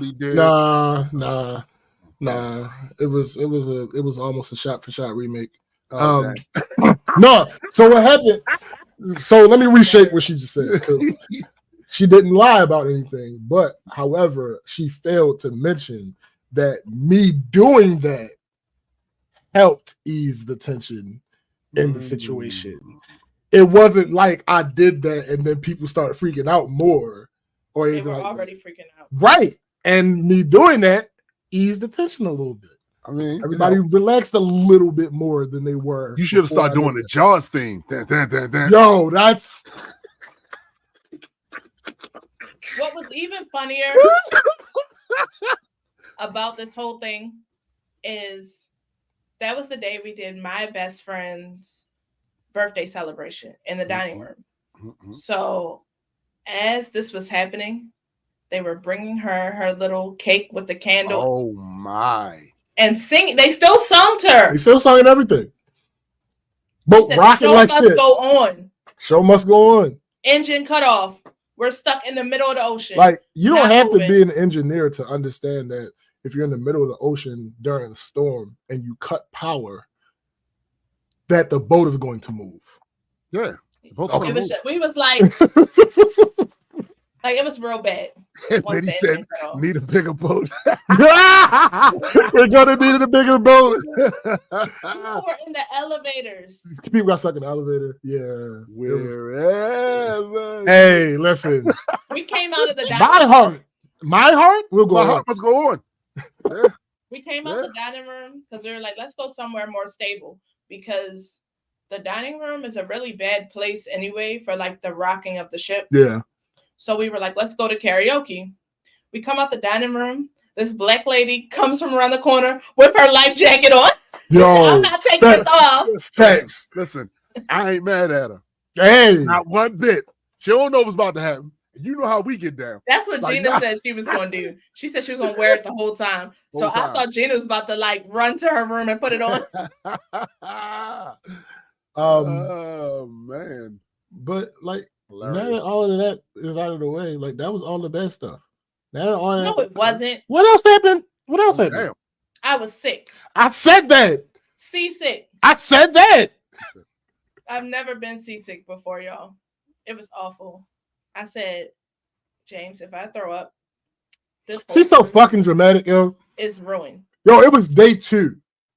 And damn. He said, if over an 8-day cruise. Yes. She said, if I throw up, this trip is over. I'm like, wait, what are you? No, listen, the trip's not over because we're No, still here. We're still here. We still got shit to do. So, bruh, not like we can. You had 6 more days at that point. I couldn't even use my drink package most of the time because she was sick. Because I was sick. And we missed our last port. But see, that wasn't a bad thing for me. I was about to say, but that ended up actually being a very good thing. Are you going to talk about that? Sure. So the reason I didn't classify that as a bad thing is because it was just literally a beach, and I'm not a beach person. So in addition to that, because the storm had gotten so much worse, he was like, you know what? We're just going to go back early. Because if we don't, the strait that we had to go through at the Hudson River is going to be closed at, what was it, 12 o'clock? Yeah, at midnight. I can hear you. And it's not going to open back up until 6 p.m. Right. And we were supposed to be off the boat at, 8 a.m.? Yeah. So we were going to be just floating in the ocean, waiting for the port to open back up. In the storm. In the storm. Yeah, so our last port was on the 15th. We missed it, so we started heading back the next day, because heading back was 2 days. Mm-hmm. So the next day he comes on and he's like, we have to get back to the Hudson by 11:30, because if we don't, they're going to shut it down because of the storm. So, yeah, we made it. Mm-hmm. He actually got to slow down. Yeah. And it wasn't as rocky. So I was fine with it. Not at all. Yeah. The other thing was we left a day late because of the storm. But I don't classify it as a bad thing either, because we didn't really miss out on the drink package because we got the reimbursement. Right. We didn't really miss out on our first port. We only got there 2 hours late. I don't see that as a bad thing. Like, not bad, just it was a slight inconvenience. Yeah, out of the norm. And everybody was like upset. Fab, no, because it was nothing that the cruise line did. Yeah, no, the cruise. Well, all right, so that's my next part. Like, I enjoyed the entertainment. The food was decent. I didn't get as much sun as I wanted, but I still got some. Chrissy was with me. I couldn't ask for much more. I didn't really get bothered by the weather. I don't get motion sickness. I have pretty good stability when I walk. We did have to skip a stop, like Chrissy just said. But Well, no, like we had already said, we had to skip a stop because of the storm, but it was just a beach. I'm not a beach person. Oh, we did get reimbursed. Yeah, we got reimbursed for some of the things. Yeah. If it doesn't make stop at the port, you get the port fees back. Yeah. Also, everything that went wrong on this trip is stuff that can go wrong on any cruise ship. That's why none of this bothered me. Like the fucking power went out. Okay. That's why they have generators. They literally have generators because there's a possibility that the power can go out. Right. Just like with any storm. Just like with any storm. So like none of this swayed me. Yes. Oh, this was a Carnival cruise, but it wasn't an original Carnival ship. It was a Costa ship. So it didn't really look like a Carnival cruise, and even like the entertainment and stuff was different. But nothing was Carnival's fault. No. And the thing that irritates me is people always say Carnival is the Walmart of the sea, and so talking so bad about Carnival. But in this case, there was royal ships out there with us stuck. There was MSC ships stuck. Listen, celebrity stuff. You can't beat it. This is what I'm saying. We actually had it way better than some of those other places. By happenstance, because our trip was earlier than theirs. Yeah. So like, nigga, there was a boat that was supposed to go to the Bahamas that ended up going to Boston. There was another boat that there was another spent boat like 4 extra days. Something you never want to do. Bro, like what the fuck? There was another boat, like Chrissy just said, that just stayed at sea for 4 fucking days. Like fuck that. Again, Faf said making the best of it, understandable acts of God. And that's what I'm saying. Like, that's why I don't me not saying that this was a bad trip has nothing to do with a comparison to another cruise line that I haven't been on.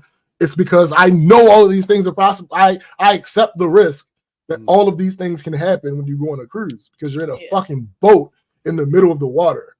Yeah. So all of these things are possible to happen on any single cruise that you get a zero desire. My first me neither. My first cruise was during hurricane season. Mm-hmm.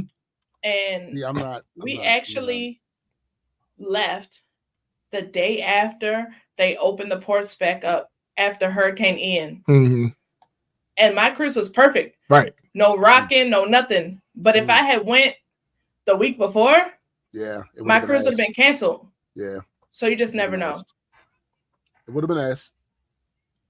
That's probably a good point, Cindy. She said, I honestly feel like the Walmart thing is mostly from really short cruises because they are cheaper costs and attract a bit more of unruly types, though not always. That makes sense. That stands the logic. That's the other reason why Carnival started doing the 15 drink minimum. Because y'all motherfuckers don't know how to. Listen, I don't give a fuck how you feel about how people act. I should be able to drink as many fucking drinks as I can. There was just so many fights, and it was shorter cruises because it was $50 a day. Yo, hold up, keep that thought. Paul, what the fuck, bro? He need to be stopped, yo. You know what happens to a boat when it's the same thing that happens to everything else. Go ahead, Chris.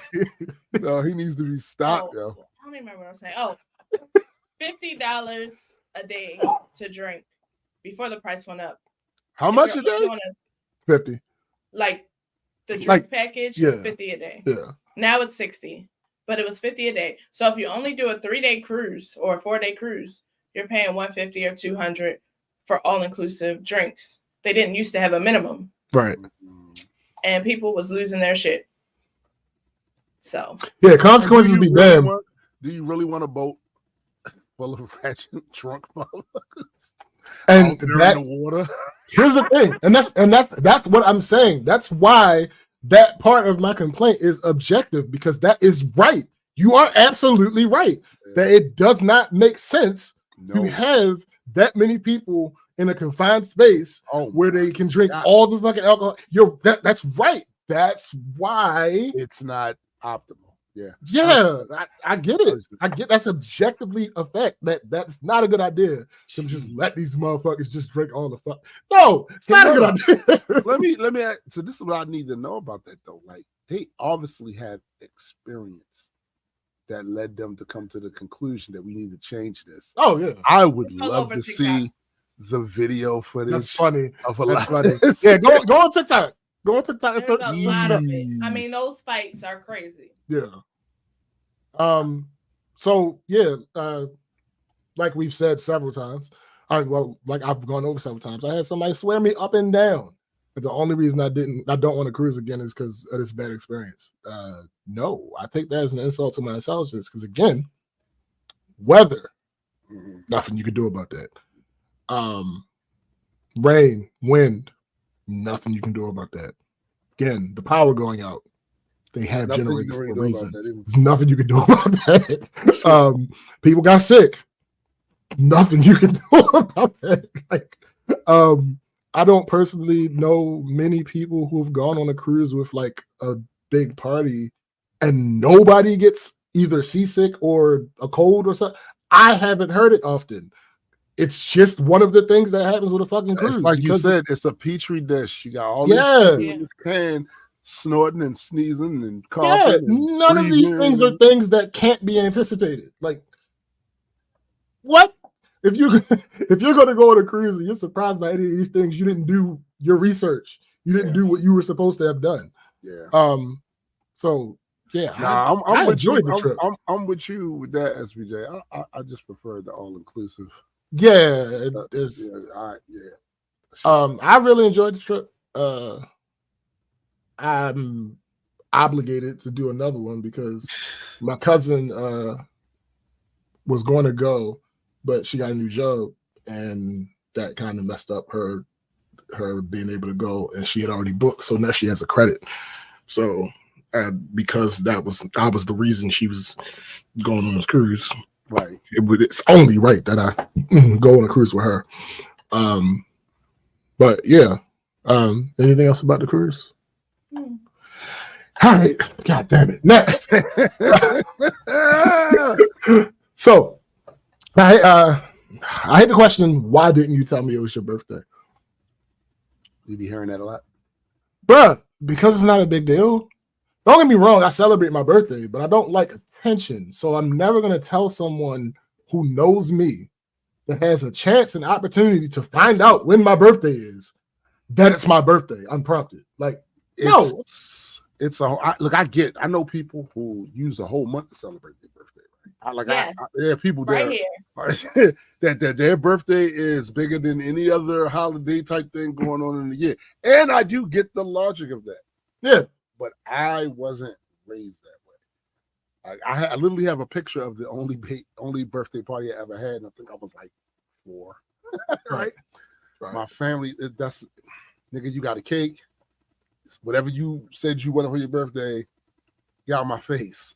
That's what it was, right? So I didn't see it as a big deal until meeting my wife, because her family does see that as a big deal. So I understand why you don't say anything, because and then so it's not that my birthday wasn't celebrated growing up. We had parties, but the thing is, I always shared my birthday.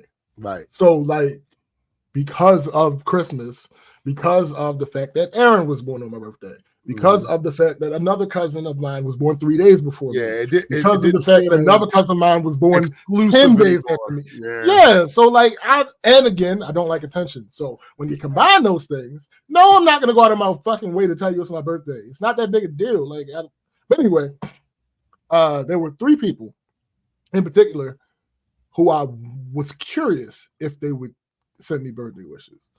Number 1, the last girl I was dealing with before I started dating Chrissy, because all separations, surprise, don't have to be bad. We don't even Sean Willis. Right. We don't even speak anymore, but I wished her a happy birthday when her birthday came. I always wish me a happy birthday. There's a couple that yeah. Like, so I was curious about that, but yeah, she sent me a happy birthday. Number 2, my ex-best friend, which I absolutely did not expect her to send me happy birthday because I wasn't a fan of how things were going. So I didn't say anything to her on her birthday, hoping that we would just drop the ceremony. Like, because we had gotten to the point these last few years of texting like 3 times a year. One on her birthday, one on my birthday, and then another random time throughout the year where I was trying to fix/establish our relationship. That last conversation always led to her saying, okay, we're going to do this. We're going to be better. And then nothing happening. I'm too old to be dealing with people like that. So I didn't text her this year when her birthday came. And did she get the hint? Yes. So I don't think I have to deal with that anymore. Okay. The 3rd, nigga. Oh, God. My father. No! I told y'all recently what happened with him and this whole insinuation that I was lying about how busy I was. The runtime on this so far and me not being halfway done expresses how fucking busy. But anyway, the most annoying part of it was him telling me that you got a birthday coming up. There are 2 ways that someone can take such a thing. Either, oh, you remember, or, oh, so you do remember. Obviously, I was the latter. I never had Did this 17-year streak of him not telling me happy birthday end? No. This nigga had the audacity to send me happy belated birthday at 7 a.m. the day after my birthday. Petty. I don't think I need to go into any more detail for y'all to understand. Okay, moving on. So, some of y'all just can't figure this whole dad shit out, man. Bruh. That was purpose. Like, that was purposeful. Like, all day. There's no, listen, now, somebody said to me, and this is a point, y'all know me, when I'm verbally out loud going through 2 dissenting things, I'm fair. I try to leave my bias out of it. Somebody said to me, well, he is in the 70s. That's true. That's absolutely true. However, when you send me a text message saying you have a birthday coming up December 21st, it's a Thursday. Come on, bro. And then I don't get a birthday wish. That's you know what? He probably got an iPhone, so he probably couldn't schedule the text. I was asked. Probably. Listen, bro. 70 my ass. My ass. I'm not saying that to give him because if he had never said nothing earlier, that's my point. You might that's why it's an issue. That. Right. That's why it's an issue. It's not an issue because I want to be clear because the birthday thing is going to come up a couple of times because we're talking about the period of my birthday. Let me be clear. I do not care if someone wishes me happy birthday in general. In general, if we talk all the time, I'm expecting a happy birthday. Yeah. If you go out of your way to let me know when my birthday is coming, right? I'm expecting a happy birthday. Facts. If your birthday was recent and I told you happy birthday, I'm expecting a happy birthday. Yes, 100%. Pretty much outside of those examples, I can take or leave it. I'm happy if you do it. I'm not bothered if you don't. So Chrissy, this motherfucker to my right is a ridiculous human being. I said that already, but it was before it was ridiculous bad. Listen, this time I've been called ridiculous by people who love me the most. So you just got before. I'm just looking for. Can I finish? Can I finish? Can I finish? Can I say what I gotta say? Yes. Because we about to be at your birthday. Yeah, my birthday right now. God, my birthday's first. Like, what are you, bruh? I didn't even talk about that. I know that. I'm just saying. Go ahead. Okay. Talk about your birthday. This time, when I say ridiculous, it's a good thing. If you would have let me land, I'd have got there. But we had to react. Yeah, I think so.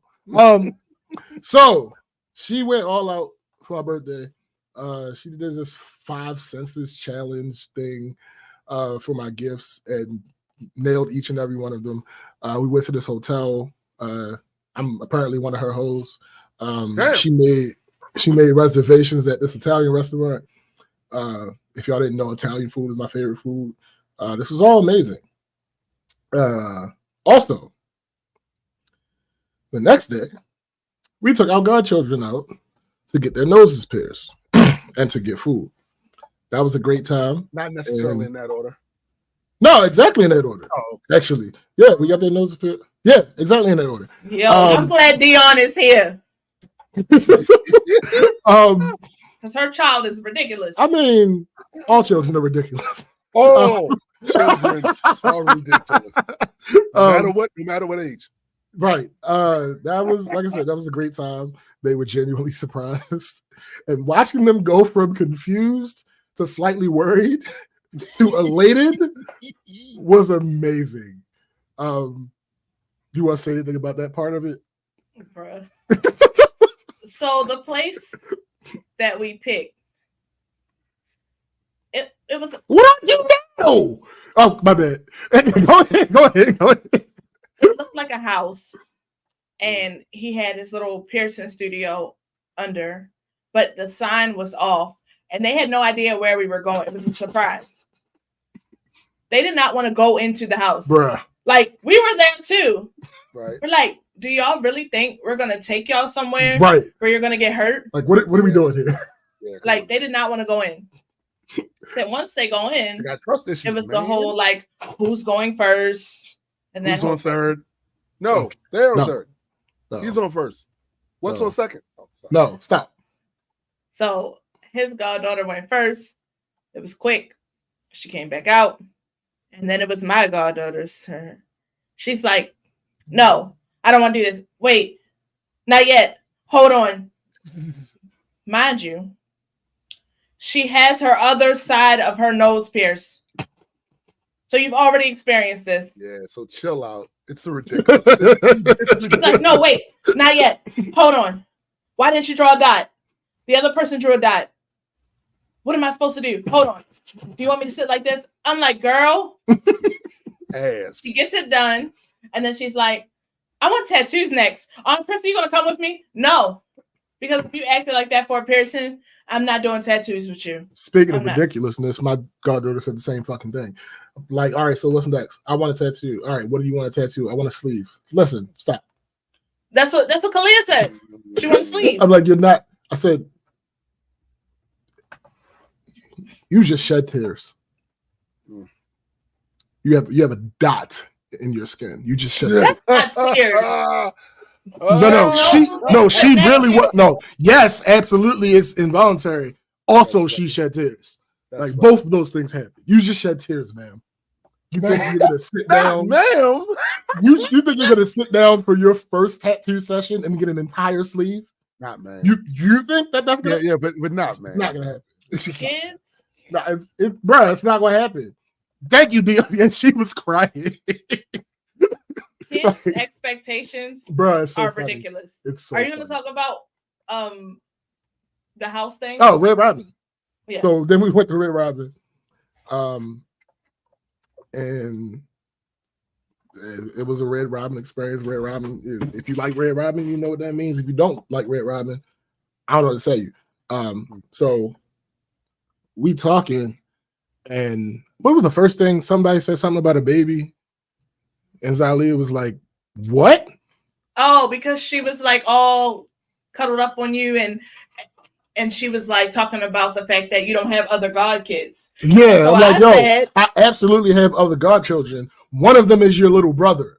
What are you talking? Like, you know this. You're being ridiculous. And I said, so what are you going to do when he has a baby? And she was like, what? Bro. Why? He's not going to have a baby. I'm his only baby. And it just that's kind of not how that works. No. He was like, it kind of doesn't work that way. I have more godchildren. She's like, no, you don't. It's just me. My brother does not count. I was like, bro. I'm like, yo, what are you talking about? Like, wallet. That's a bit ridiculous. Then they started talking about commandeering a basement. Like, there was the ridiculousness that occurred in that like 10-minute time period. Oh, it was next level. I wasn't surprised. They were on Zillow. Yo, Houses. My goddaughter opened Zillow and she's like, "Oh, I like this one." Excuse me? She likes that one. She pulled up a $585,000 house. And? All right, you're right. For us to live in and for them to live in the basement. And we're not allowed. We're not allowed to go in the basement. It's their basement. Hold on. No adults. No adults. Unless we bring them chicken. And then we have to bring it to the door. Yeah, we can't take the chicken downstairs. Now, while I do understand the enduring allure of chicken, this adults up in I'm coming. We paid for it. Like, no, you are bugging, bro. You're bugging. Like, what do you mean? Like, what? But yeah, that was nothing but a good time. And also, it was nothing but a good. Oh, sorry. Shut up. Chrissy and my mother set up a birthday dinner at mommy's house. And shenanigans ensued as they always do. Nothing. It's nothing. Like, we did what we do, and that is what it is. We all had fun throughout this process. I would hop on to Facebook to make a post here and there about the entire time celebrating. Basically, whenever I got legit downtime, I would make a post. Y'all, that's my friends on Facebook. Y'all have seen most of those posts. The next day, I look at one of my posts, and someone had commented on one of these posts. At the time, I had no idea. Bruh, at the time, I had no idea what was to soon unfold. But more on that later. All right, we're at Christmas. Christmas was cool for me. I went over to my aunt's house. I didn't see my mother because she got sick. So before I went to my aunt's house, I drove to my mother's house and dropped off her gift. I saw my stepfather. He was literally leaving to go to his side of the family, visit them. So I got to see him, dropped off my mother's gift, went to my aunt's house. Good time had by all. But I realized how much my goddaughter was like me. Her personality is almost a mix of me and her mother's. And I can't even really take credit for it.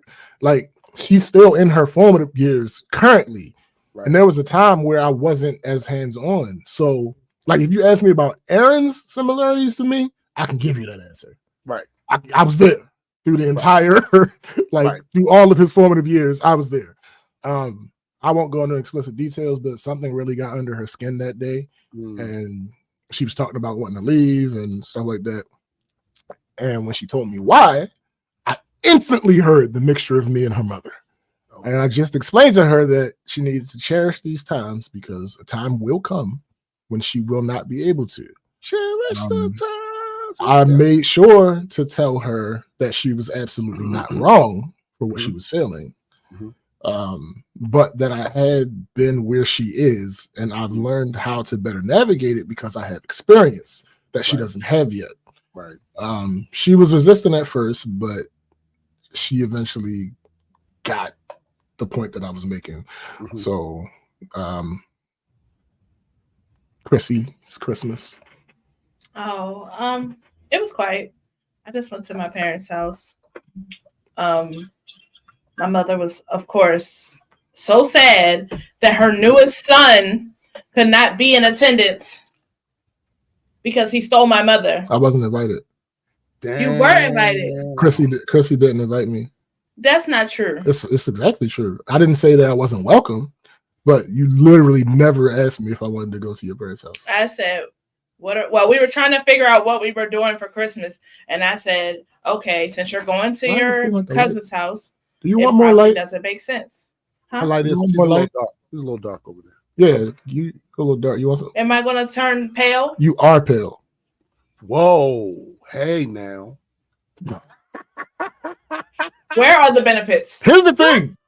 There's a reddish hue. So that's a good thing. Right. So they can't see whatever you do blush. Yo, this nigga. He's the worst. He is. Dion, shut up. Anyway, the timing was not going to work out. No. I was being slightly. I mean, I was being technical and semantical. She did not invite me, but it didn't make sense. I don't blush. I don't know what you're talking about. Bruh, yesterday you never mind. So after she left her parents' house, she came back here and we finished watching the game. And her birthday is the day after Christmas. Yes. So is my granddad's. Bruh. So real quick, you see how much we already talked about. I promise I have no reason to lie to anybody about being busy. Nigga. Yeah, what? Right. For real. Real spittle. Anyway. Shut up, Dion. I had originally planned to handle she with a color bro shirt yesterday. I had originally planned to handle her birthday different one way, but for one of the places that we were gonna go turned out to actually be closed on her birthday, and also with all the shit that we had done to that point, we had basically been running around nonstop since the 8th, and it was now the 26th. So that changed. One of the gifts I got her was this couples adventure book that has a bunch of activities in it and shit that vary in cost, location, duration, etc. You scratch off one of the activities and you do what it says, basically. Also, there's this place that I love called Cheddar's Scratch Kitchen, and she had never been there. So we went there, and that was good as always. And we came back here to do that activity. Anything you want to add before I get to the shits? So, ain't no giggles in this one. Before I get into this next part, do not be weird. Yes, I am talking to the audience. This is a real story that involves real people. Actual relationships have been affected. If I ever say anything on this show and you think you might be able to figure something out that I'm obviously shielding, keep it to yourself. Right. Anything else is weird, entitled, and creepy behavior. Yeah. I am very open on here. So if I'm not saying something, Mike said, I guess I'll leave. I can't be not weird. No, Mike, you have a permanent weird seat that is and always available to you. Weird. Right. That's always available to you. But like, if I'm very open on here. So if I'm not saying something, there's a reason. Mm-hmm. So chill the fuck out. Like, this has happened twice in the past where I've been telling a story or saying something and purposely left details out, and someone in our audience has gone out of their way to try to decipher. I don't even like what. Stop! Stop being weird. Yeah, take it for what it's worth. Obviously, names and places would change to protect the innocent, right? Like or the infamous, or the infamous. Right. So, back to this person who commented on my Facebook post. To say that I've spoken about her before would be an understatement. Just so y'all have as much context as y'all need, I'm gonna rapidly run this back. Everything on this list is not of equal weight. Mm-hmm. I want to be clear. Everything is not of equal weight, nor is everything on this list on its own an issue. This is just information, background information, to give a clear-ish picture of what the situation is. Right. All right. This is the person who, 1, showed up to a party several hours late and then got mad at me for leaving. 2, intentionally didn't wish me a happy birthday that same year. She commented on a post that Fab made on my birthday, and I quote, "I'm aware of what today is," end quote, and then tried to gaslight me when we talked about it. 3, completely ignored my presence at Fab's going away get together for the last tour that he went on. 4, insinuated that I was doing something shady with money I was collecting for the first Myrtle Beach trip.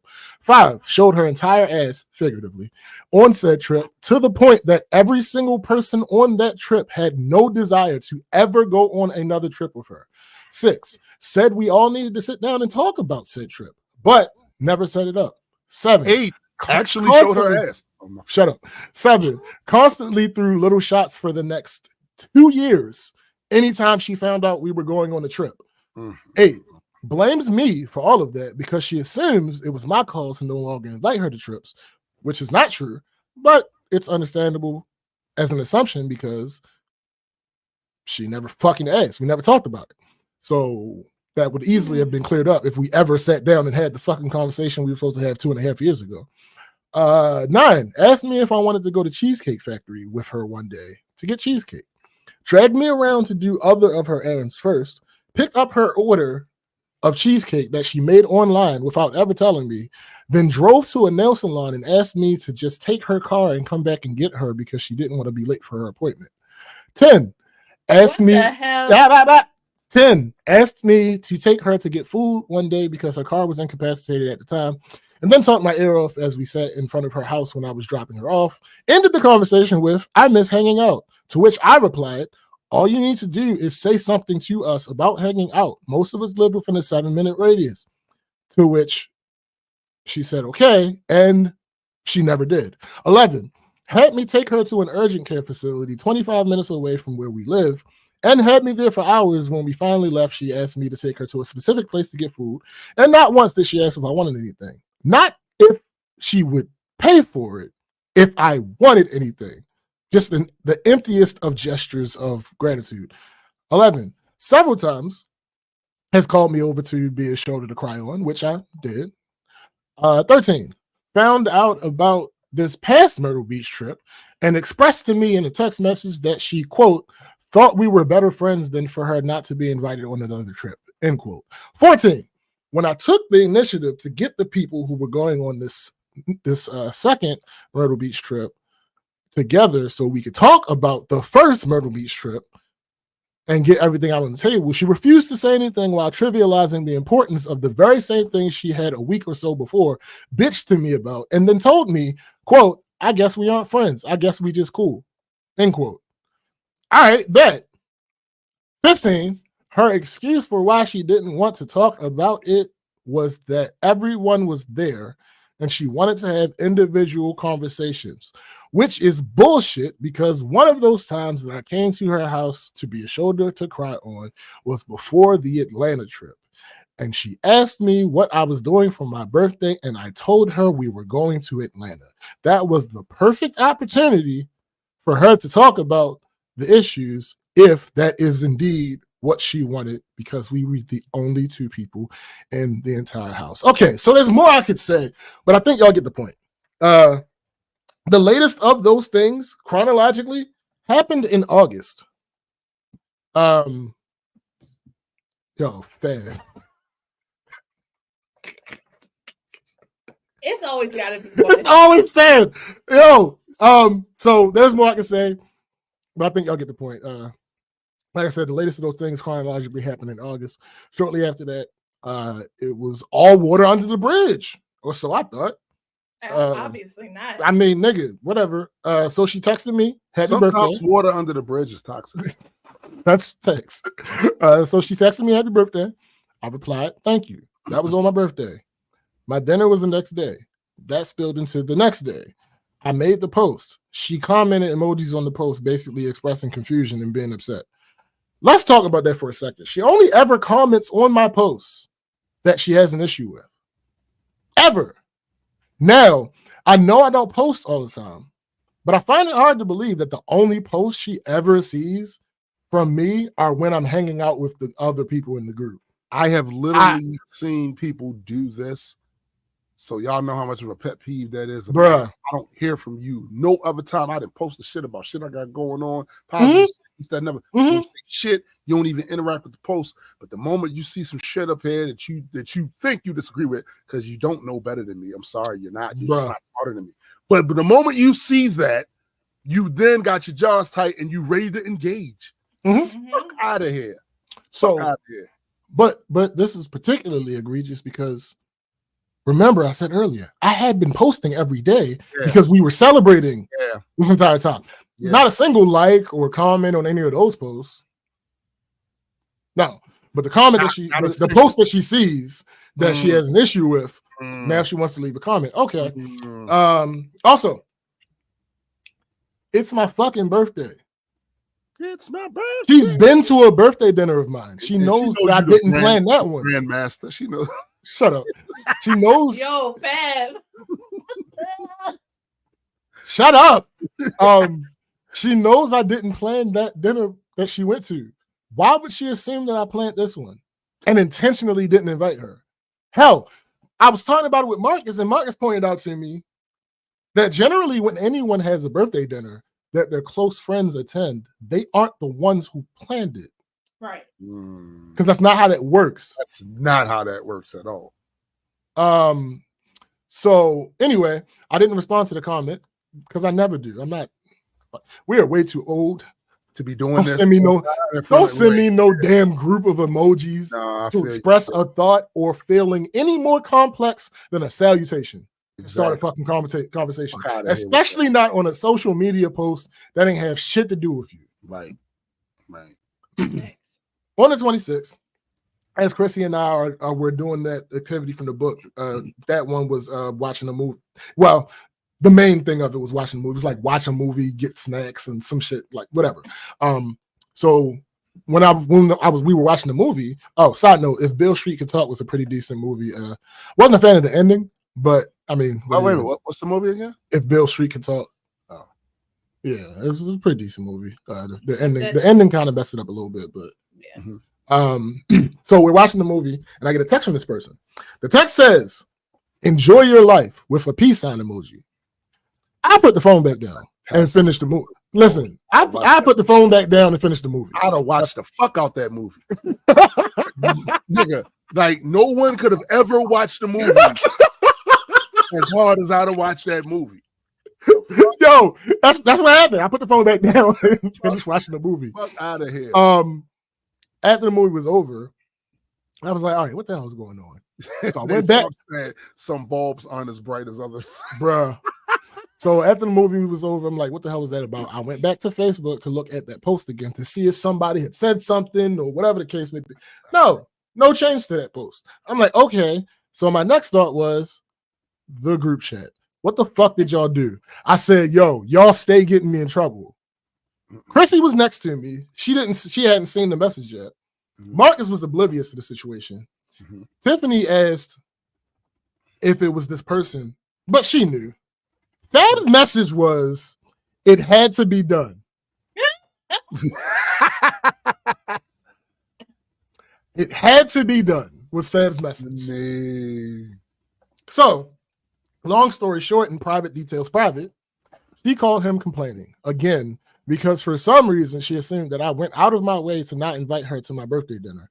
In her rant, she expressed that she was, quote, done. And this was all Fab needed. So I want to be clear on something real quick.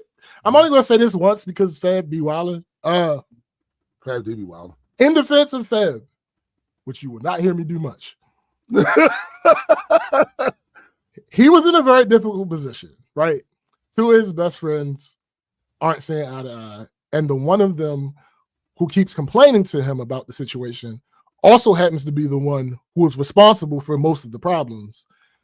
I won't ever say it's all the other person's fault because I'm aware of perspective and, all that other type of shit.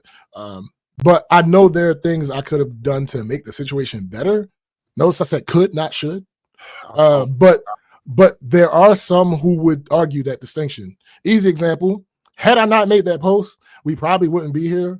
But again, not saying I shouldn't have made that post because it ain't have shit to do with her. You should have made the post. And on top of that, whatever the outcome of that was, should have happened a while ago. But go ahead. Listen. Had to be done. So I'm just saying that might have us in a better place currently. But again, no, there was no reason. In hindsight, that post is still going up. Like, fucking right. Because I didn't do anything wrong. In that situation, I did nothing wrong.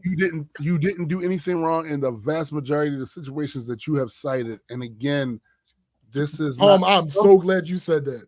Palm says there will be other posts and she will be there. Exactly. So listen. Anyway, I want to dissuade you of the mere thought that this is on you.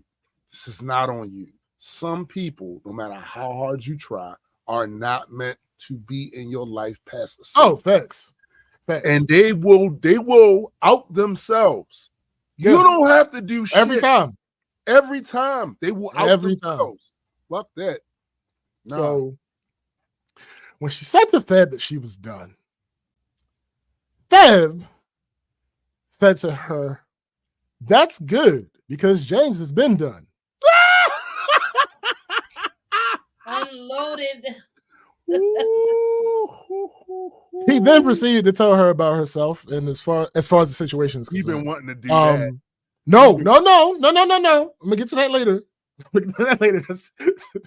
So he proceeded to tell her about herself as far as the situation goes. She asked him why she always had to be the one to apologize to me. That's when he used the example of her walking out of Marcus's apartment one day because she was wrong about the definition of word. Yes, this is the same person that did that. That was her too. So remember that list I rattled off? Remember that list I rattled off about those 14, 15 things? That was 100% true. But let's just say I made most of that shit up. I have only required this woman to apologize to me one time. Literally, one time. That was about her being hours late to her birthday party and then somehow having an attitude with me and all the other stuff that was connected with that. Mind you, it wasn't about her being late. Right. It was her being late and then having the damn cheek to be mad at me for leaving since it was her birthday, but deliberately going out of her way to not wish me happy birthday on mine. Real quick, you would never be able to imagine the excuse she tried to give for not telling me happy birthday that year when I first confronted her about her. So she said, I was driving at the time. She said that about when she saw Fab's comment. So she was going to wish me a happy birthday when she got in the house, but she took her night medicine, which makes her groggy, and she ended up falling asleep. First of all, and then the dog. But you commented. First of all, I have known this person since I was in 9th grade. As adults, we have never not wished each other happy birthday to that point. I say that to say, in her defense, the dog ate her homework. So that's funny. I say that to say she knows when my birthday is, as evidenced by her comment on Fab's post that she was, quote, aware of what today was. That line, nigga, it's nothing but passive aggressive. Yeah. So the next second, my birthday was the whole my birthday was the whole day. Right. She had time to make that comment. Yeah, my birthday was the whole day. At any point, bro, 23 hours, 56 minutes, and 4 seconds. Yo, at any point during that damn happy birthday would have been shorter, bruh, than what she wrote. Listen, HB. No.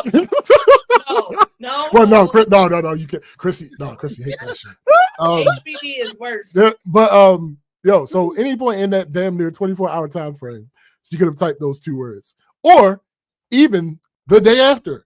Had she not made that passive comment, I would have been fine with the day after comment. I'd been fine with that, right? Because there's nothing to.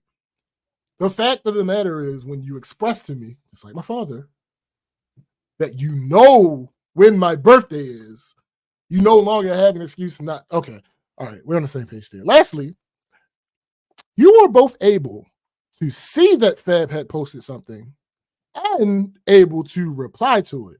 Right. Clearly, you aren't that against using your phone while you're driving, man. All right, anyway, but that happened more than 3 years ago. I have never again, not once, even suggested to her that she needed to apologize to me for anything. Right. As a matter of fact, the last thing that I would even think someone would have her apologize for happened 4 months ago. So for her to make that argument when she did hold zero weight, gotta be the one to. Like, what are you talking about? If you're always the one doing the bruh, like, what are we talking about? Legitimately, I thought we was cool. I told her happy birthday on her birthday. She said thank you. When we had the Friendsgiving at Fab's house, she showed up. And we were laughing and joking and playing Rock Band. When my birthday came, she wished me happy birthday. Your issue is you've alienated yourself and you feel it. You refuse to take accountability, so you need a scapegoat. And that's been me. Cool. The rest of the friend group unintentionally enables her in this process. Marcus is oblivious to everything, and he just doesn't react. Tiffany doesn't want to be bothered with the amount of complaining that she does. So I don't think there's really ever been a time where Tiffany just told her about herself. But the problem with Fab is Fab constantly tells her about herself. That's not a problem. But no. The issue is he keeps stoking the fucking fire because he's a troll. That's the problem. He may be a troll, but in Fab's defense. No, we're not doing that twice in the episode.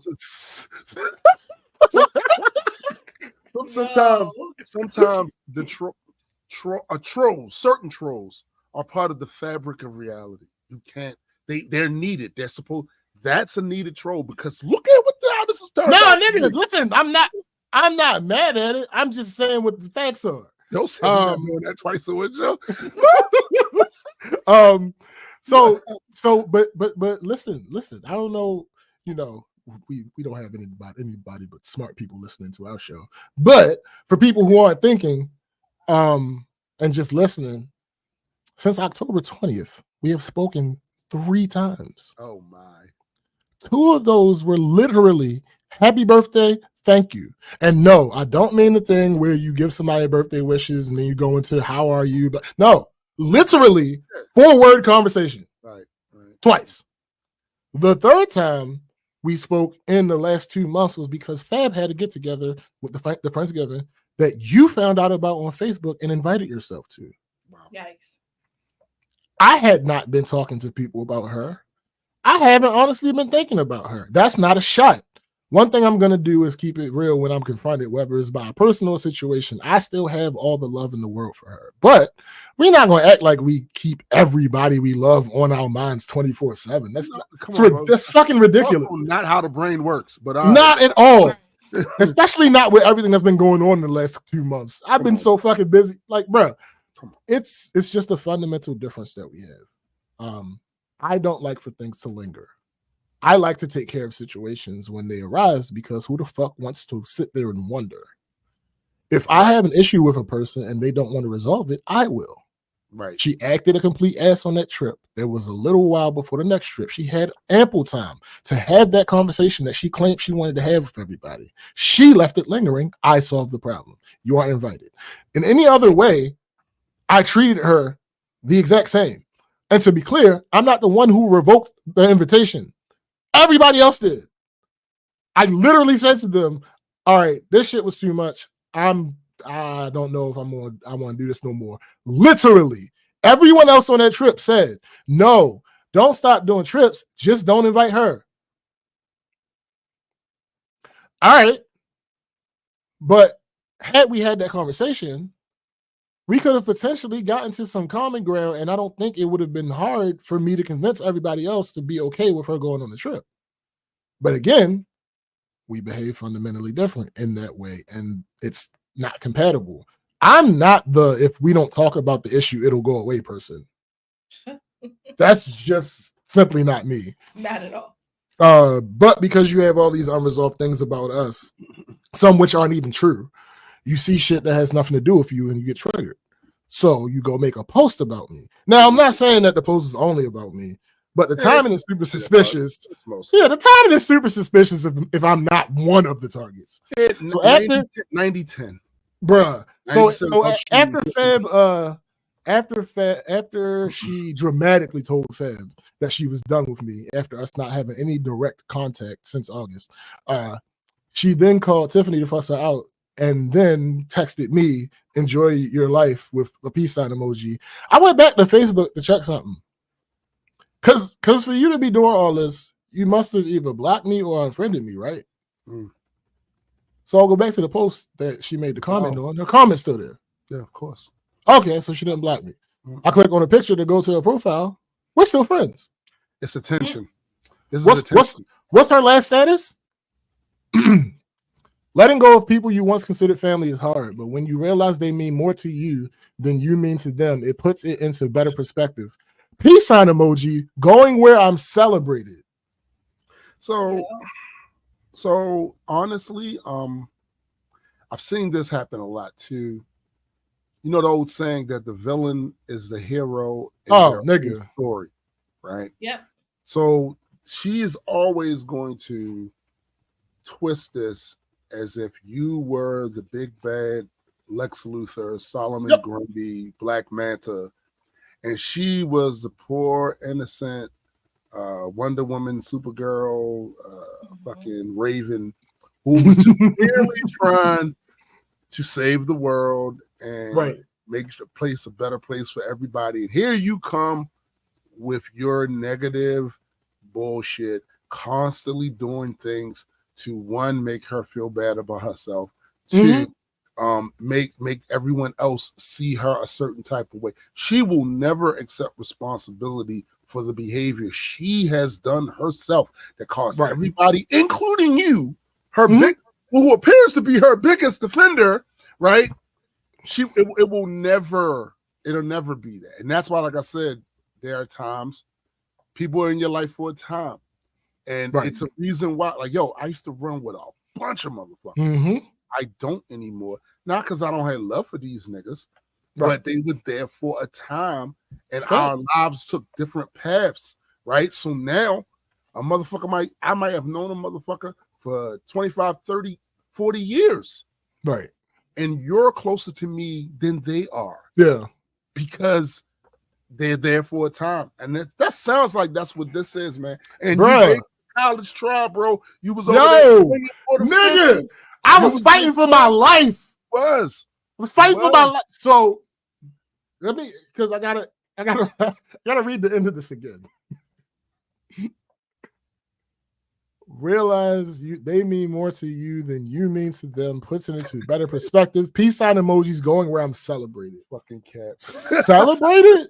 First of all, this is another example of other people in the group making shit worse. Marcus is oblivious as love reacted to status. I said, Marcus, why would you love this post? Oh, that was about he said, what post? I said the post that she made. She was talking about me. He said, oh, I probably didn't even read it. I said, yo. It was reflect. No, that was a reflex support. Yes, absolutely. So I would have laughed reacted. Yo. So she probably felt a little validation from that, but celebrated, nigga. The event that you're mad about not being invited to was for my fucking birthday. Why would you be celebrated in this moment? Again, why would you be celebrated at your birthday? Why would she be celebrated at your birthday? Bro, what the fuck are we talking about? Like, again, I might not be the only person she's talking about, but to even include that in this particular post, 90-10 at best. Bruh, it screams narcissist. Nigga, what the fuck you mean? Celebrate. Oh, this screams narcissist? I would argue some of those other events, some of those other things. So here's the thing. So I'm good. I'm not hurting for friends. And I'm not hurting for anything she provides to my life, even including when we were at our best. Now, I still love her, and I'll probably, I can't even say that. I know people hate hearing things like I'll be fine, because society tries to force us into believing that every person is of equal importance and we should be treated how we want to be treated. But some people take that too far. If you don't like the way someone treats you, it is your job to change either how they treat you or their access to you. I think there are much better ways to go about that than being passive aggressive, but it's a choice. The only thing I'm guilty of in some of these situations, is not giving her the reaction she's looking for. Man, I don't see where that's guilt. I don't see where that's a negative thing. Because 100% she was expecting me to text her back. Yeah. No, and I'm the not. fact that you didn't is probably the best thing you could have done. Like, don't even dignify it. Because again, a lot of this is what I tell you, it's attention gathering. Bruh, she hasn't blocked you. The reason you know me better than this. That's the biggest thing. This person is not stupid. She was fine when she thought she was the only one with the issue. Right. Once Fab said, yo, facts. Fab is ass, yo. Look, I saw it. That's why I put that shit up on the screen, right? Because Fab is ass. Yo, this nigga, wildin'. I don't know. Come on, fam. Yo, Once Fab said you were done too, that's the issue. It's the fact that you are done. Listen, I do not have the time or energy. You claim you want to talk about something. Okay, let's talk. No, I want to do it individually. Why? Everyone here was there. Everyone here knows exactly what happened. Well, I'm going to tell you why. Because it's easier to manipulate the chain of events. Well, the problem with that is one person. That doesn't apply here because Fab ain't going to let her get away with that shit. Now imagine Fab and you at the same time. No, absolutely. No, absolutely. Here's the thing. She want that problem. Yo, here's the thing though. Yo, Napalm said you probably got the Smallville theme as a. That's funny. Somebody said. Yo, that's funny. The thing about that though is one of the biggest things that Fab and I do have in common is like we're not gonna sit in the presence of the bullshit. Like the bullshit will be addressed. Like what do you mean? What did you mean by that? Yeah. Like what's going on here? And she could not handle that. That's what I'm saying. And then a room full of people that's doing similarly or following y'all lead. Like that's why she wanted an individual. She should have been honest and said that. And she could have filibustered. You see people. Yo, she could have. It would have worked too, because it was late. Well, it wasn't super late at this point, but it was relatively late in the evening at this point. She could have filibustered. She could have just overtalked and over. Yep. No, because remember, and she can do that a lot easier when it's her one-on-one with people and not with other people. And a lot of that shit, yo, to be honest with you, it's abusive. It's abusive behavior. And it's near textbook narcissism, because this is not about getting the situation corrected, making the friendship better. This is about validating her own toxic understanding of who she is and how she relates to y'all. This is all about her. This is not about y'all feeling better about the shit. Y'all coming to it. This is about how she feels about it. She wants to be made to feel like y'all all picked on her, especially you. Right. Yo, and where's my apology for the fact that y'all picked on me? That needs to be stopped at all costs. I just don't. And this is what I'm talking. This is the shit I'm talking about. Defended him, and now he needs to be stopped. This is the shit I'm talking about, yo. Like I don't. You gave him an inch. Right.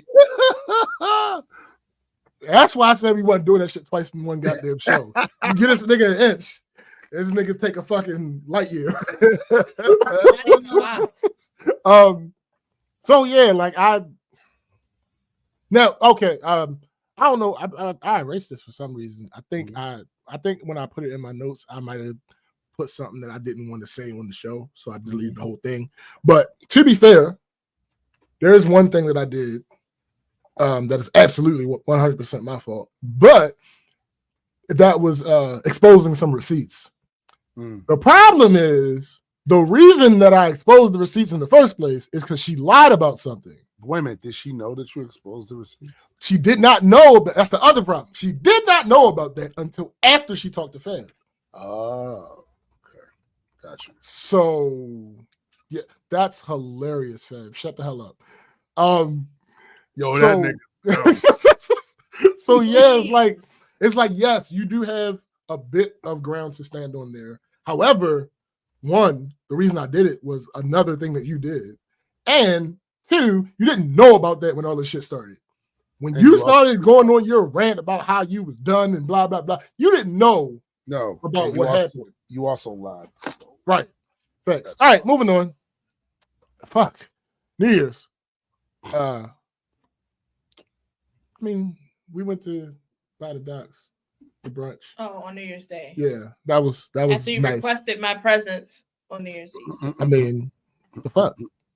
Duh. Like, what do you, I don't understand. Anyway, okay. Remember y'all remember when I came on this very show and said that everybody seemed to finally understand my stance on planning these trips? Yes. I was wrong. And then here's the thing about it. I knew somewhere in the back of here that you were wrong. Yeah. Well, here's the thing. Here's the thing. You say that always again think better. You always think better of the other thing than it actually. Bruh, hold up. That's a fucking. No, listen. You know what's funny about that? That has been the theme. But I need you to go back. That's been the thing. Shush. So there are still non-believers among us. Really? There's still non-believers among us. This past Tuesday, I was talking to Dawn, and she randomly asked about the person I was just talking about. So I gave her a Cliff Notes version because she doesn't know her, so I'm not getting into the details. Mm-hmm. And also, it was even less than what I just told y'all because we were at work. Right. So I got to the part about Myrtle Beach, and Dawn was on that first Myrtle Beach trip. Mm-hmm. So after we got past that, she was like, "Oh, we should go back to Myrtle Beach." I said, "Well, then y'all should make that happen." She said, she then started begging and talking about how good I am at planning and blah, blah, blah. She insisted that I would plan another one. And I wait. We went and saw it. Doesn't matter. She's never going to get it. She's never going to get it. And listen. She insisted that I was going to plan another one, and I let her know she would be sorely disappointed. Then yesterday, I'm sitting in Debbie's office. She looks at her PTO. Our PTO starts over at the beginning of the year, and portions of what you don't use get rolled over. So after she finishes marveling at her 7 weeks of vacation that she has, as if she didn't fucking know she would have it, right, she says to me, "So what's the plan for vacations this year?" I said, "I don't know." Why is she asking you about? She said, "You haven't figured it out yet?" I said, "You mean won't be?" She said, "Won't be what?" I said, "I won't be figuring that out. Y'all don't listen. And y'all going to keep not listening y'all way into staying y'all asses in Baltimore this year." She said, "Well, at least we should start figuring out where we might want to go." I said, "Yeah, y'all should." She said, "I'm not talking about planning." I said, "Let me reiterate. I'm not planning any group trips. I'm not involved with planning, ideating, strategizing, brainstorming, setting up, preparing, designing, organizing, arranging, calculating, devising, outlining, plotting, shaping, or charting any group trips. That's no longer my ministry." All right, I didn't use all those synonyms when I said it to her, but I did use like 3. I did use like 3. I'm mad at you right now because you had the opportunity to. No, I used like 3 of them. Because I wanted to get my point across as clear. So you wanted to be like, "Hey, we're going here. Do you want to go?" No. You mean me? Do I want? Like if I want to be any of them niggas these past 4 years. Yeah. Where they don't have to worry about shit, right? But sending money. Right. But did you ever ask them like where they wanted to go? Or you just you mean when I was planning? Yeah. I just planned it and then was like, "We're going here." So when I was doing them by myself, I always threw it in the group chat. Okay, when Marcus and I we're doing them, generally we just decided. Okay, so if they threw it in the group chat and they were planning it, you would either be like, "Yeah, I'll go there," or "No, Oh, absolutely. Okay. That's not planning. That's not planning. Hey, but you don't even like. What if they put out like a vote? You wouldn't want to do that either. I don't know. It depends on the day. I've been abused. I mean, it's trauma. Yeah. It depends on the day. Like I wish they would get on it. I told yo, so the last time I talked to Dawn about this, no, I'm sorry, it was the same day. She said, "Well, I got to talk to Chrissy." I said, "Okay." Oh, damn. Talk to Chrissy. I said, "Talk to Marcus." So wait a minute. When she said talk to somebody, when she said she wants to talk to Chrissy to start planning. Because I told her I would help her. Yeah. Because she's never planned a trip before. Right. And she said she was okay with spearheading it now, but she doesn't know where to start. They going to be waiting around and they going to miss. Listen. I don't think it says this is the problem with it. This is laziness and fear. Yeah. That's a lot to do with it. Because you can get someone to help. Like people that they do this for a living. Like, this is what the fuck they do. They help you plan the trip, right? So the fact that they kept relying on James to do that shit is kind of ass. A little bit. It's a little ass, you know what I'm saying? I hold no resentment because I volunteered. Well, yeah, because one of the reasons you probably volunteered is because there is a segment of your personality that is somewhat someone who likes to be in control of shit because you want it to turn. I want to make sure it's type of way. You know what I'm saying? So 100%. Yeah, you probably didn't have an issue with it at first until you saw the level of abuse. And to be clear, from everything that I've ever heard about the situation, the moment a motherfucker started questioning you and your choices, knowing that this is shit that I do, you don't do this. Thanks. I do this. All things. It makes it a lot less fun. And you want to do it less. Yeah. Don't fucking question me. What up, Ken? Yeah. No, that's all facts, Ken. He said that kind of planning is a thankless job with more complaints than offers for help until it's over. Oh my goodness. It's all facts. Yeah. All facts. Yeah. So, God damn it. All right, moving on. Got to start this off on a bit of a low note. Work. 2 of my coworkers passed during the break. I wasn't close to either of them, but one was always really nice to me. One I found out about after I got back from the cruise, and the other one I found out about literally after I got back from my Christmas break. So the energy around the office those weeks has been off. But to the personal stuff, the first day of work after the last time we were live was super intriguing because I knew I didn't work for many days in December, but Chrissy had mentioned to me that morning, like that was the first Monday of the month, and it was also our last Monday that we were going to be working for the month. I worked 5 days the first full week of December, 0 days the second, 2 days the third, and 3 days the fourth. That's 11 out of the 22 days that I should have been working. I don't see wrong with that. No, not at all. Look, listen, if I could repeat the shit every month, that'd be great. Next thing, fucking white people. I'm leaving work one day. It's in like the 40s or so. So I got my hoodie on, hoodie up, mask on. I'm approaching the building where the garage is. This white guy's doing the same. He's walking perpendicular to the entrance. I'm coming from across the street, and I'm walking directly towards the door. He gets to the door before me. I am now physically at a point where I cannot go left or right without running into a wall. Like, there's nowhere else for me to go. He opens the door, steps aside, and says to me, "Are you going in here?"